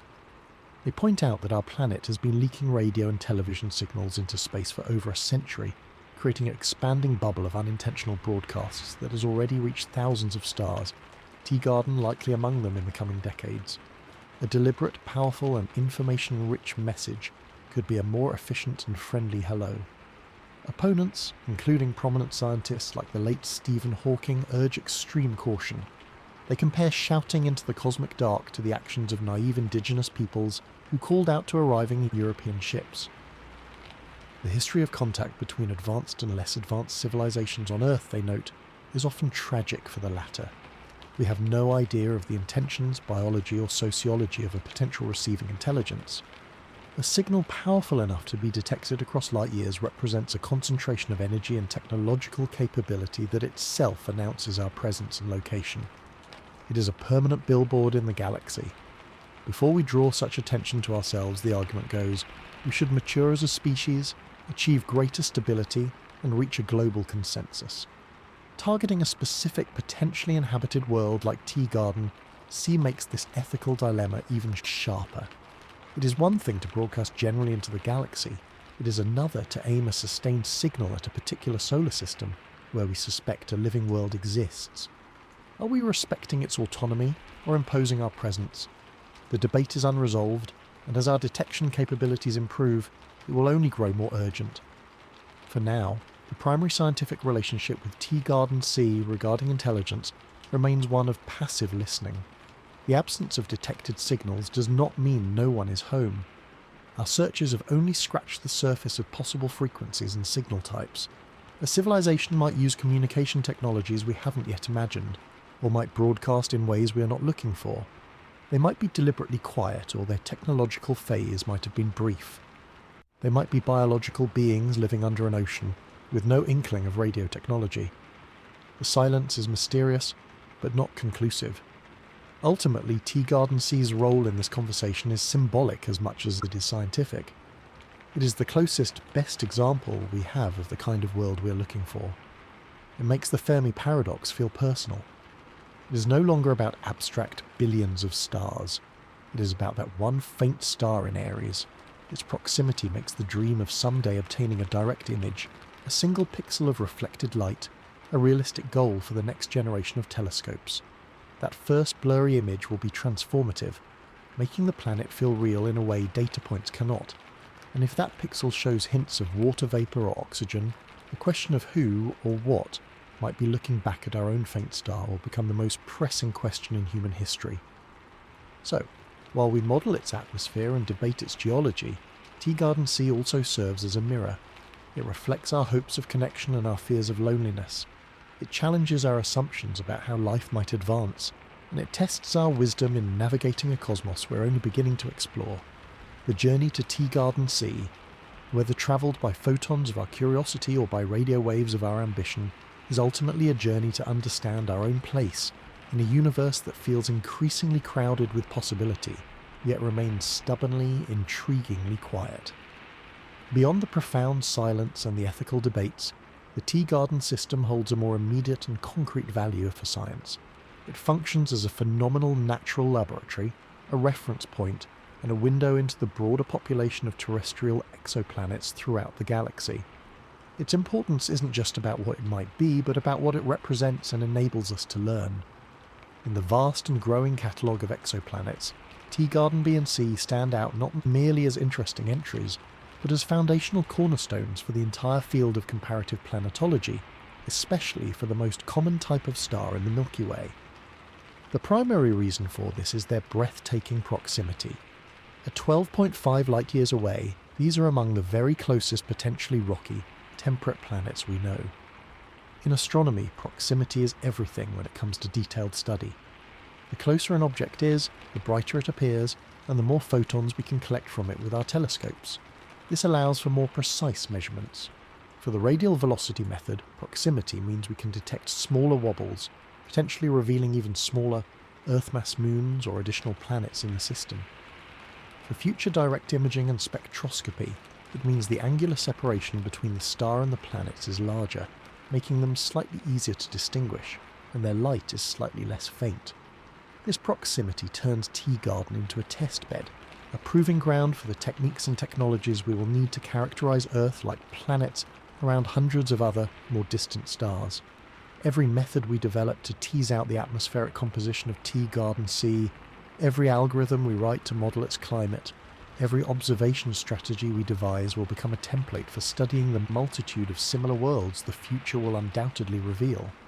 It is our local training ground for interstellar planetary science. Furthermore, the system provides a critical data point for understanding planet formation around red dwarfs. Our solar system, with its gas giants in the outer regions and rocky planets inward, formed around a G-type star. But red dwarfs are different. They are smaller, cooler, and their protoplanetary disks are thought to be less massive. How do planets form in such environments? Do they form in place, or do they migrate? The architecture of the Teegarden system, two small planets in very close orbits, offers clues. Their presence challenges and refines our models.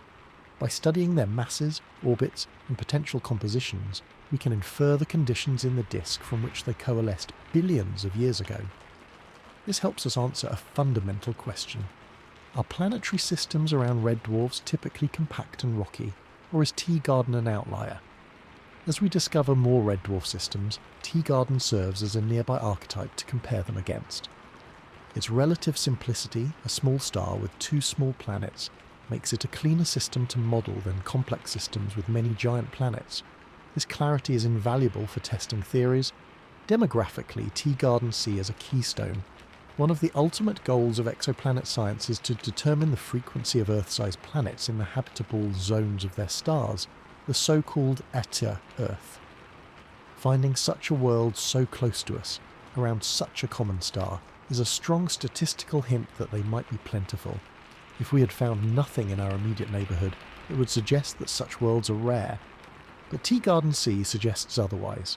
It tells our statistical models that yes, around the faintest, most numerous stars, planets of roughly Earth mass can exist in orbits where temperatures could allow liquid water. This single discovery, because of its proximity and clear detection, significantly influences our estimates of how many potentially habitable worlds might exist in our galaxy. It shifts the probability curve. Every time a future survey telescope like the Plato mission or the Nancy Grace Roman Space Telescope discovers a distant, faint Earth-sized candidate around a red dwarf, astronomers will look back to Teegarden C and think, we have one of those right here, nearby, where we can study it in detail. It provides a crucial anchor point for the demographics of small planets. The star itself is also a benchmark. As a relatively quiet, mature red dwarf, it becomes a standard candle for stellar activity studies. By monitoring its flaring, its X-ray output, and its magnetic field, we gain a baseline for what normal looks like for a star of its age and type. This baseline is then used to interpret data from other, more distant and active red dwarfs.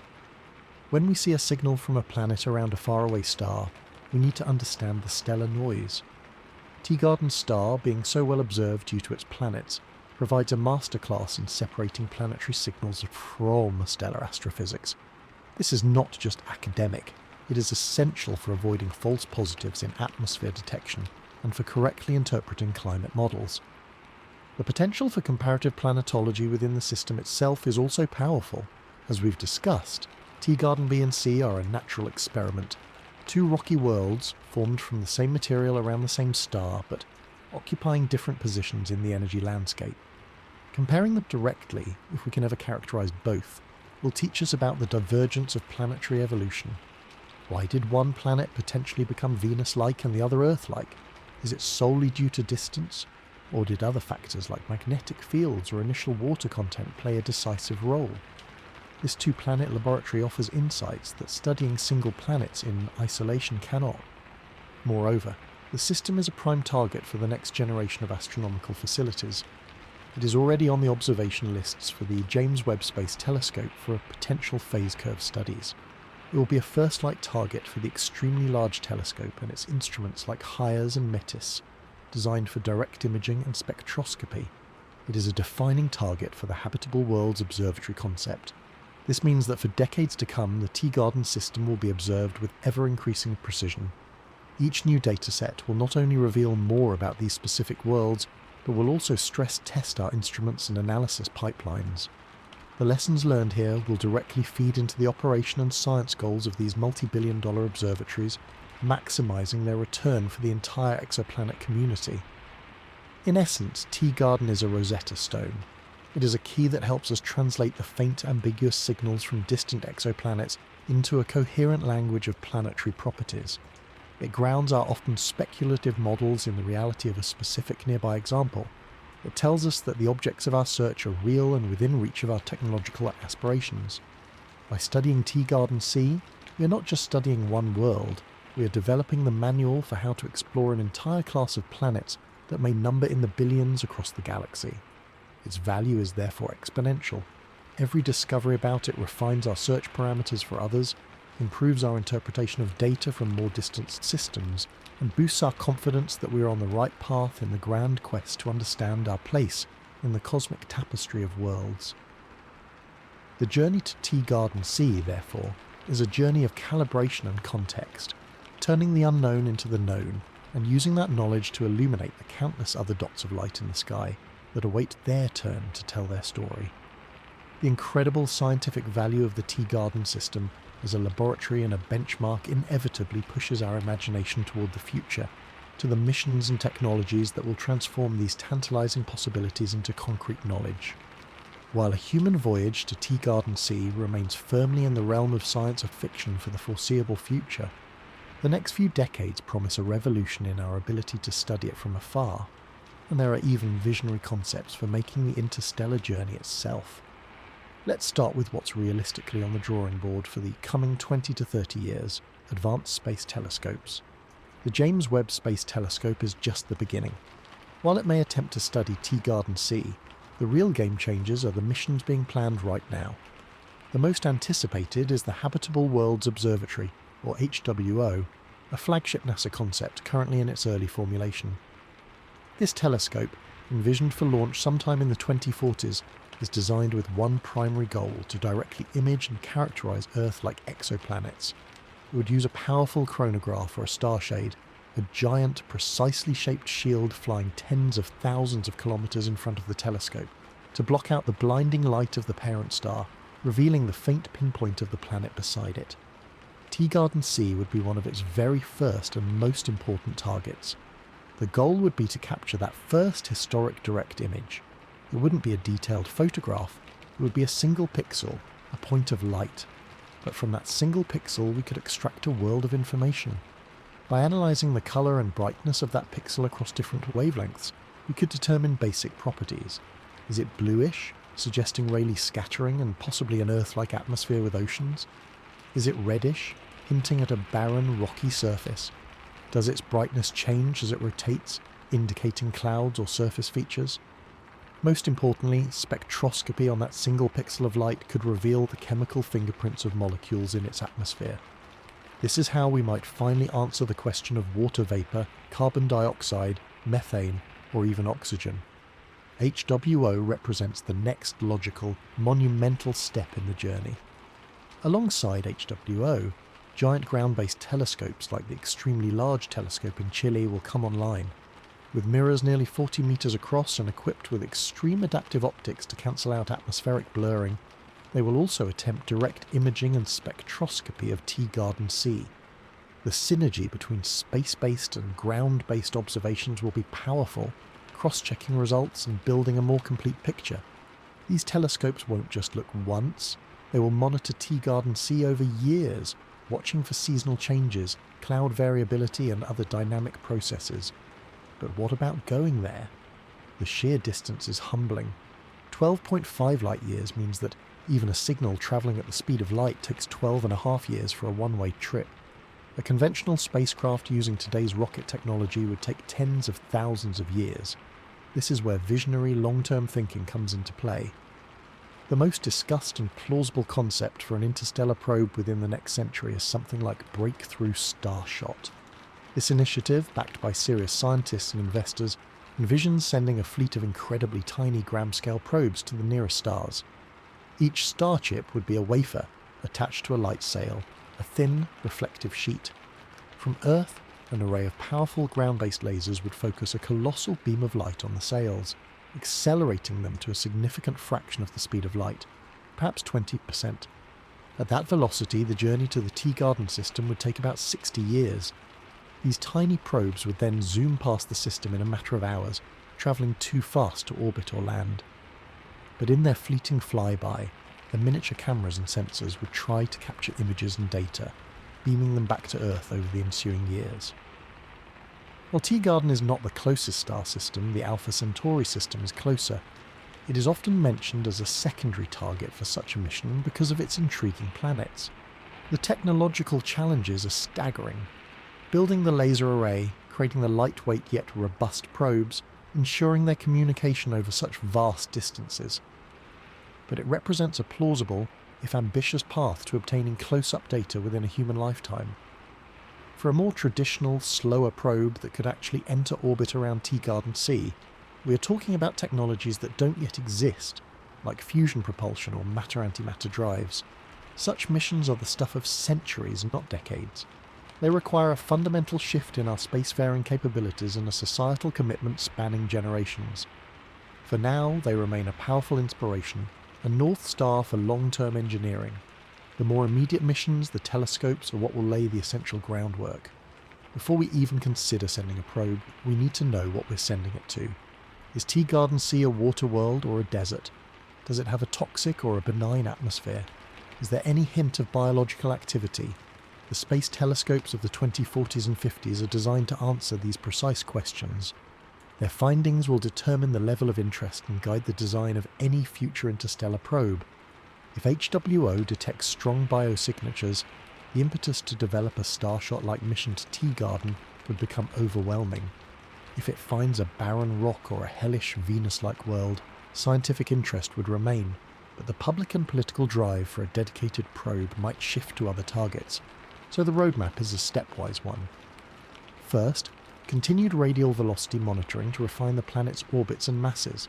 Second, attempts at phase curve spectroscopy with JWST and other upcoming telescopes to hunt for atmospheric hints.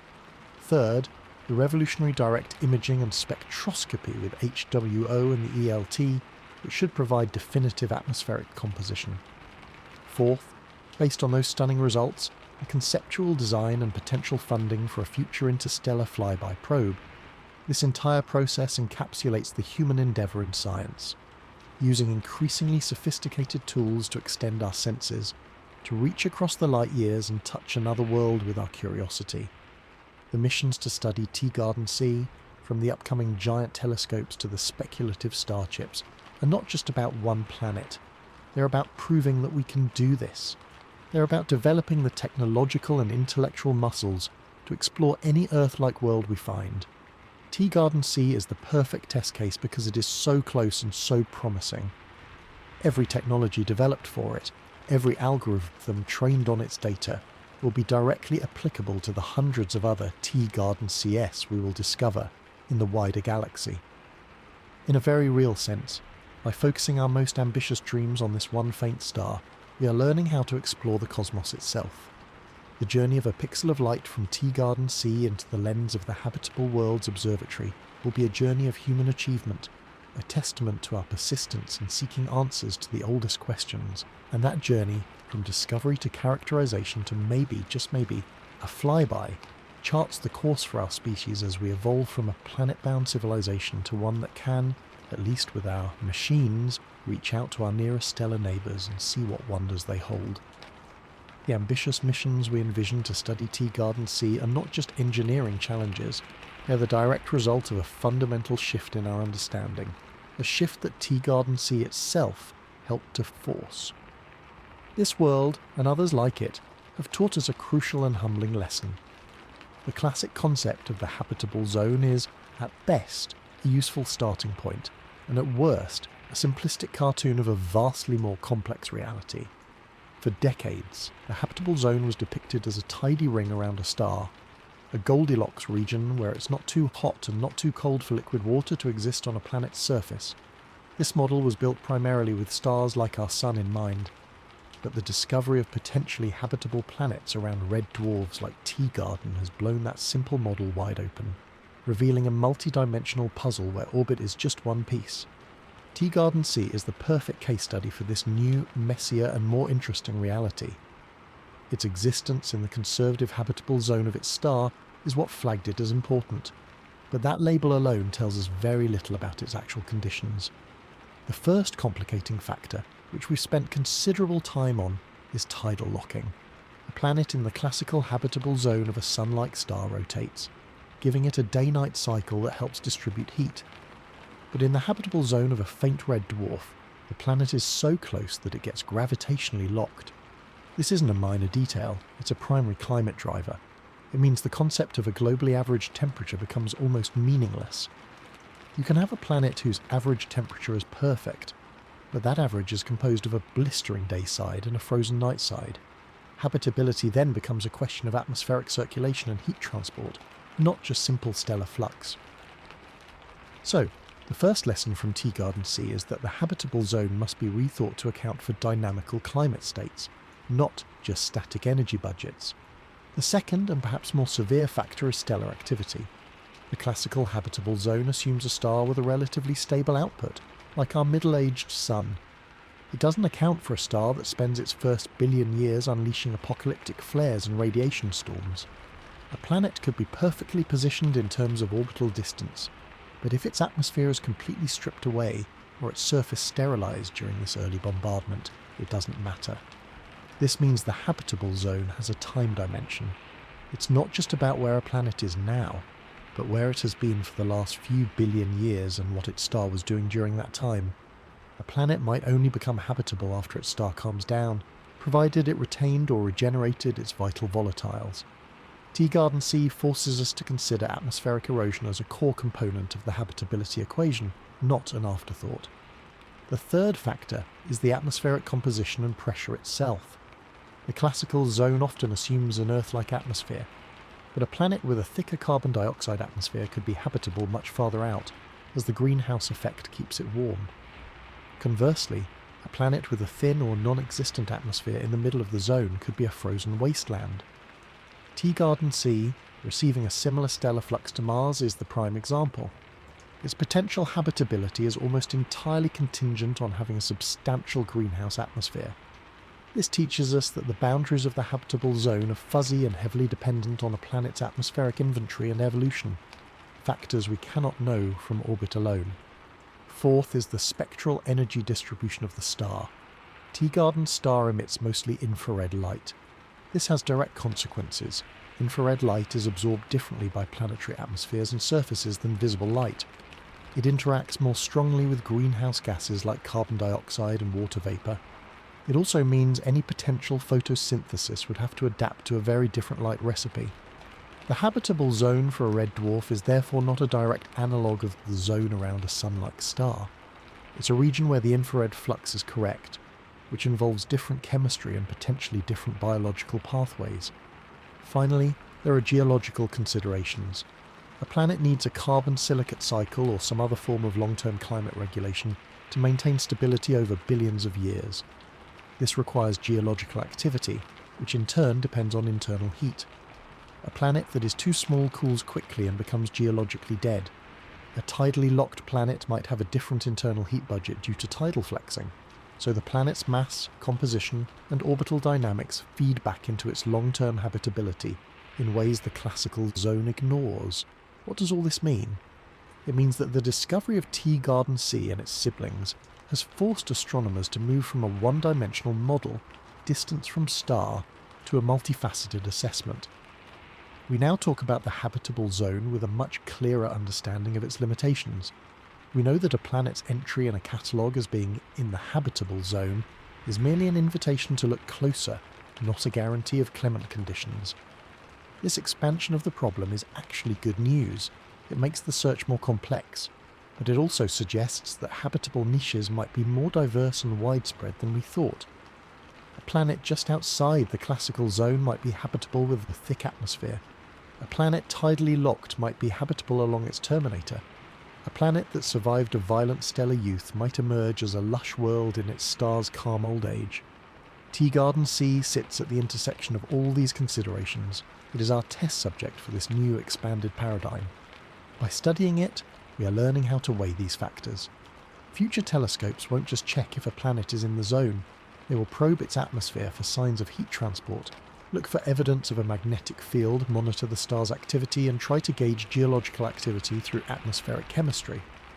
This transforms the search for life from a simple positional game into a holistic investigation of planetary systems. The lesson for galactic habitability is profound. Red dwarfs make up about 75% of all stars in the Milky Way. If the old, strict habitable zone model were the only way, the number of candidate worlds would be limited. But by incorporating these new factors, we realise that each red dwarf could host a planet with a unique combination of conditions that might still support life, even if it looks nothing like Earth. The universe, it seems, is more creative and offers more potential homes than our initial sun-centric perspective allowed us to see. Teegarden C is the messenger of this new reality. It tells us that the galaxy's real estate for life is not just the rare sunlit properties in a quiet suburb, but potentially includes apartments and towering active cityscapes, provided they have the right protections and internal plumbing. Our job is to learn how to read the listings. This profound expansion of where life could exist, prompted by worlds like Teegarden C, doesn't just change scientific equations, it quietly revolutionises our place in the cosmic story, reshaping deep-seated philosophical views and cultural narratives about our significance in the universe. For centuries, human thought oscillated between seeing Earth as the singular divine centre of creation and more recently as a lonely, fragile oasis in a vast and empty void. The discovery of a potentially temperate rocky world, a mere 12.5 light-years away orbiting the most ordinary type of star, pushes that pendulum decisively toward a new and startling middle ground. We are likely not special, but we're also likely not alone. This realization carries immense weight. The Copernican principle, the idea that we do not occupy a privileged position in the universe, gets another powerful confirmation. Our sun is not special. It is a single yellow dwarf among billions. Our position in our galaxy is not special. Now, with Teegarden C, even our status as a planet in a habitable zone appears less special. If such a world exists right next door, then the galaxy must be teeming with similar real estate. This continuous demotion from the centre can be unsettling, a cosmic dose of humility, yet simultaneously it is incredibly empowering. It suggests that the processes that led to our Earth are not a miraculous fluke, but a common, even routine piece of cosmic machinery. The universe, it seems, is in the business of making planets like ours. This transforms the sky from a decorative canopy of distant, meaningless points of light into a field of possibilities, a neighbourhood of potential homes. Every faint red dwarf you might barely glimpse on a clear night could, in principle, host its own family of worlds, some of which might be shrouded in atmosphere and cradling oceans. Teegarden C makes that abstraction concrete. It is no longer maybe somewhere out there. It is specifically there, in the constellation Aries, at a distance we can meaningfully comprehend.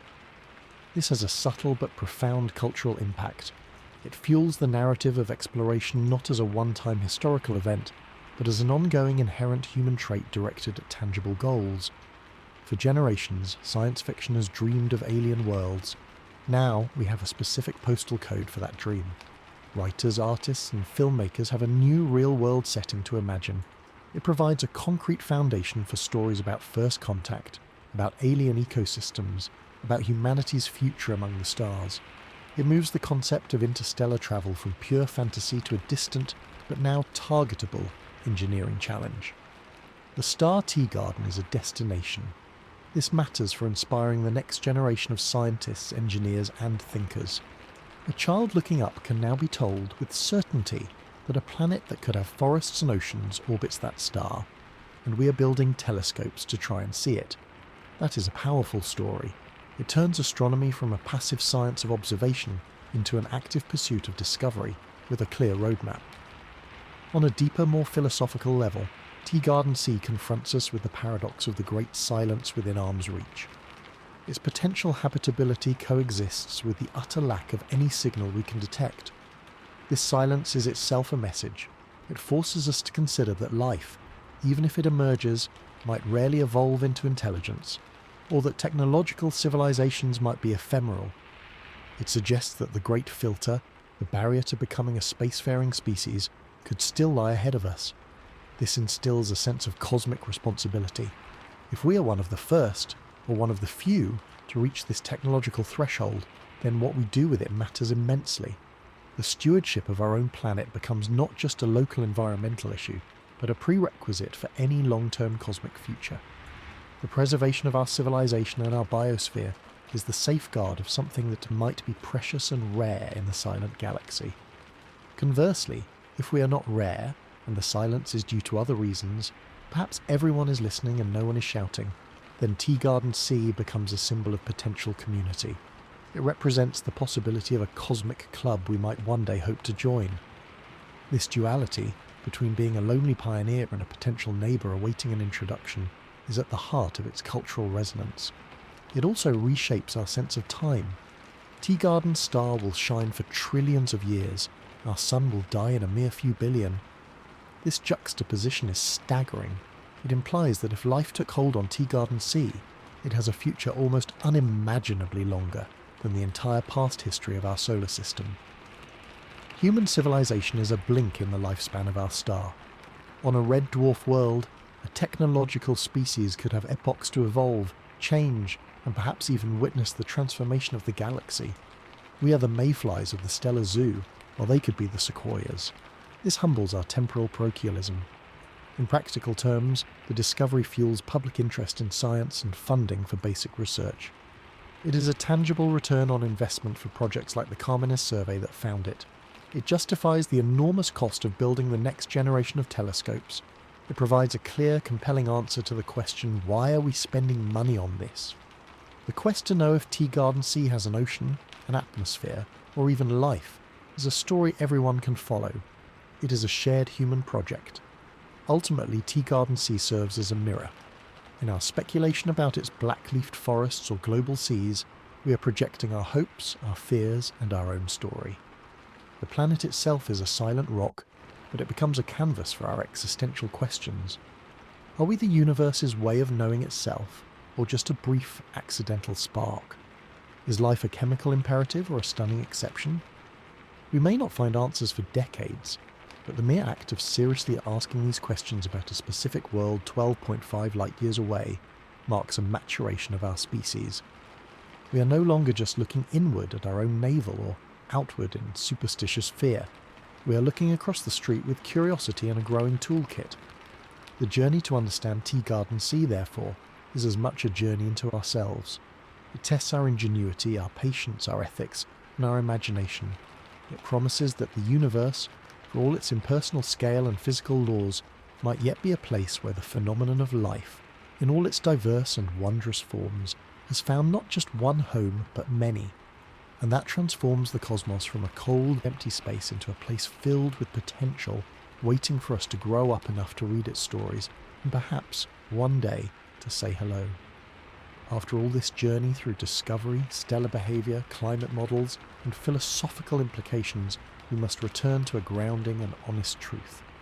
Despite all we have learned and all we have imagined, Teegarden Sea remains fundamentally a mystery. The excitement it generates is perfectly balanced by the sheer volume of profound, unanswered questions that define our relationship with this world. Acknowledging these gaps is not an admission of failure. It is a map for the future, a list of the puzzles that will drive observational astronomy and planetary science for the coming decades.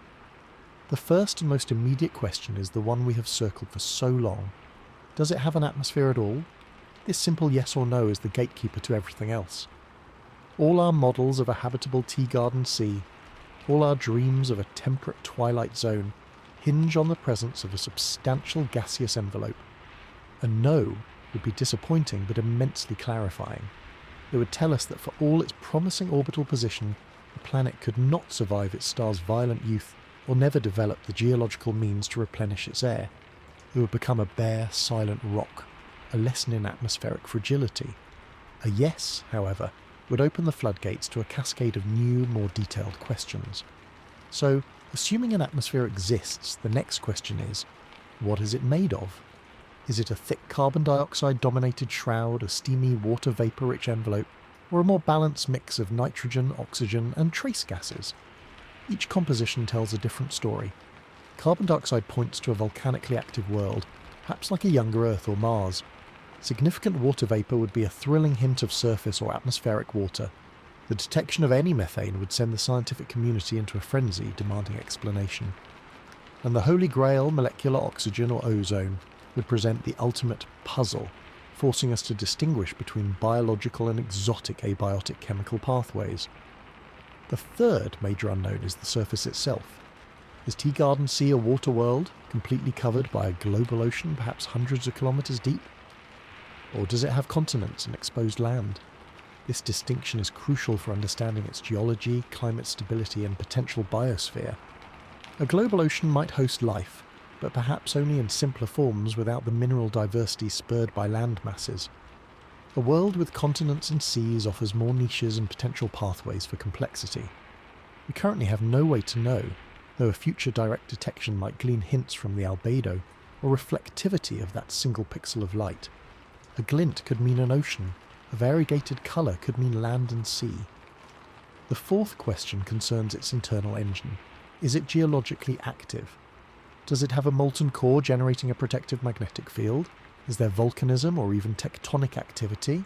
This geologic heartbeat is essential for long-term climate regulation through the carbon silicate cycle. It also replenishes the atmosphere and provides chemical energy for potential life, especially at hydrothermal vents on the ocean floor. A geologically dead world is a world slowly running down, its atmosphere subject to erosion without repair. Our own planet's life is deeply tied to its tectonic activity. We need to know if Teegarden Sea shares this vital trait. Fifth, we must ask about its climate history and stability. Even if it is temperate now, what has its past been like? Did it undergo dramatic freeze-overs or runaway greenhouse phases? Did it always have liquid water, or did it only recently emerge from a global ice age? The planet's current state is just a snapshot. Its biography holds the key to whether it could have nurtured life continuously over billions of years. This history is locked in the chemistry of its atmosphere and surface, a record we are not yet able to read. The sixth set of questions surrounds its potential biosphere, if it exists. What form would life take? Would it be microbial, existing in the oceans or subsurface? Could more complex multicellular life have evolved in the stable but strange environment of a tidally locked world? Would photosynthesis be based on infrared light?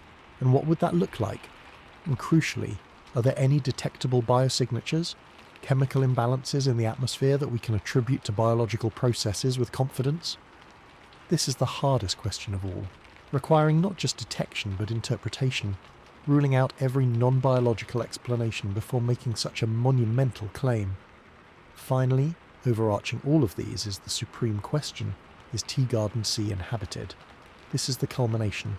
It wraps the atmospheric, surface, geological and climatic unknowns into one profound inquiry. It asks not just about conditions but about outcomes. Has the chemistry on this distant rock crossed the threshold into biology? The answer, whether yes or no, will redefine humanity's understanding of its place in the universe. A yes would be the most significant discovery in scientific history. A no would still tell us that a world with all the apparent prerequisites can still be sterile, informing the Fermi paradox and the concept of the Great Filter. Each of these questions is not isolated. They form a chain of causality. The presence of an atmosphere depends on geology and stellar history. The surface conditions depend on the atmosphere and initial water inventory. The potential for life depends on all of the above. This interconnectedness is what makes the puzzle so compelling and so difficult. You cannot answer one without clues about the others. This is why the observational roadmap is a stepwise process of building a coherent picture from fragmented data. The tools to address these questions are either on the drawing board or in development. The James Webb Space Telescope may provide the first hints about atmospheric composition via phase curve spectroscopy. The next generation of giant ground-based telescopes will attempt direct detection and crude spectroscopy. The Habitable Worlds Observatory is designed to take that crucial first image and a detailed atmospheric spectrum. Each mission will chip away at the unknowns, transforming them from speculative maybes into constrained probabilities, and hopefully into certainties. The journey of Teegarden Sea from a subtle wobble in a dataset to a characterized world is a microcosm of the scientific method itself. It is a story of proposing hypotheses based on limited data, building models to test those ideas, developing new technology to gather better data, and then repeating the cycle. The planet is a catalyst for innovation, pushing us to build better telescopes, write more sophisticated algorithms, and conceive more comprehensive models of planetary systems. So, while we stand here today with a long list of things we do not know, that list is not a wall, it is a frontier. Every unanswered question is an invitation. Teegarden Sea is not a finale, it is an opening chapter. Its value lies not in providing answers, but in so perfectly framing the questions that will guide a generation of exploration. It has given us a specific, nearby tangible goal for our cosmic curiosity. The decades to come will be spent in a collective, global effort to interrogate this faint point of light, to listen to its silent story, and to finally learn whether, in the eternal twilight of a nearby star, there is a world that shares the most extraordinary quality of our own, the phenomenon of life. That pursuit, the patient unravelling of these mysteries, is perhaps the most human endeavour of all.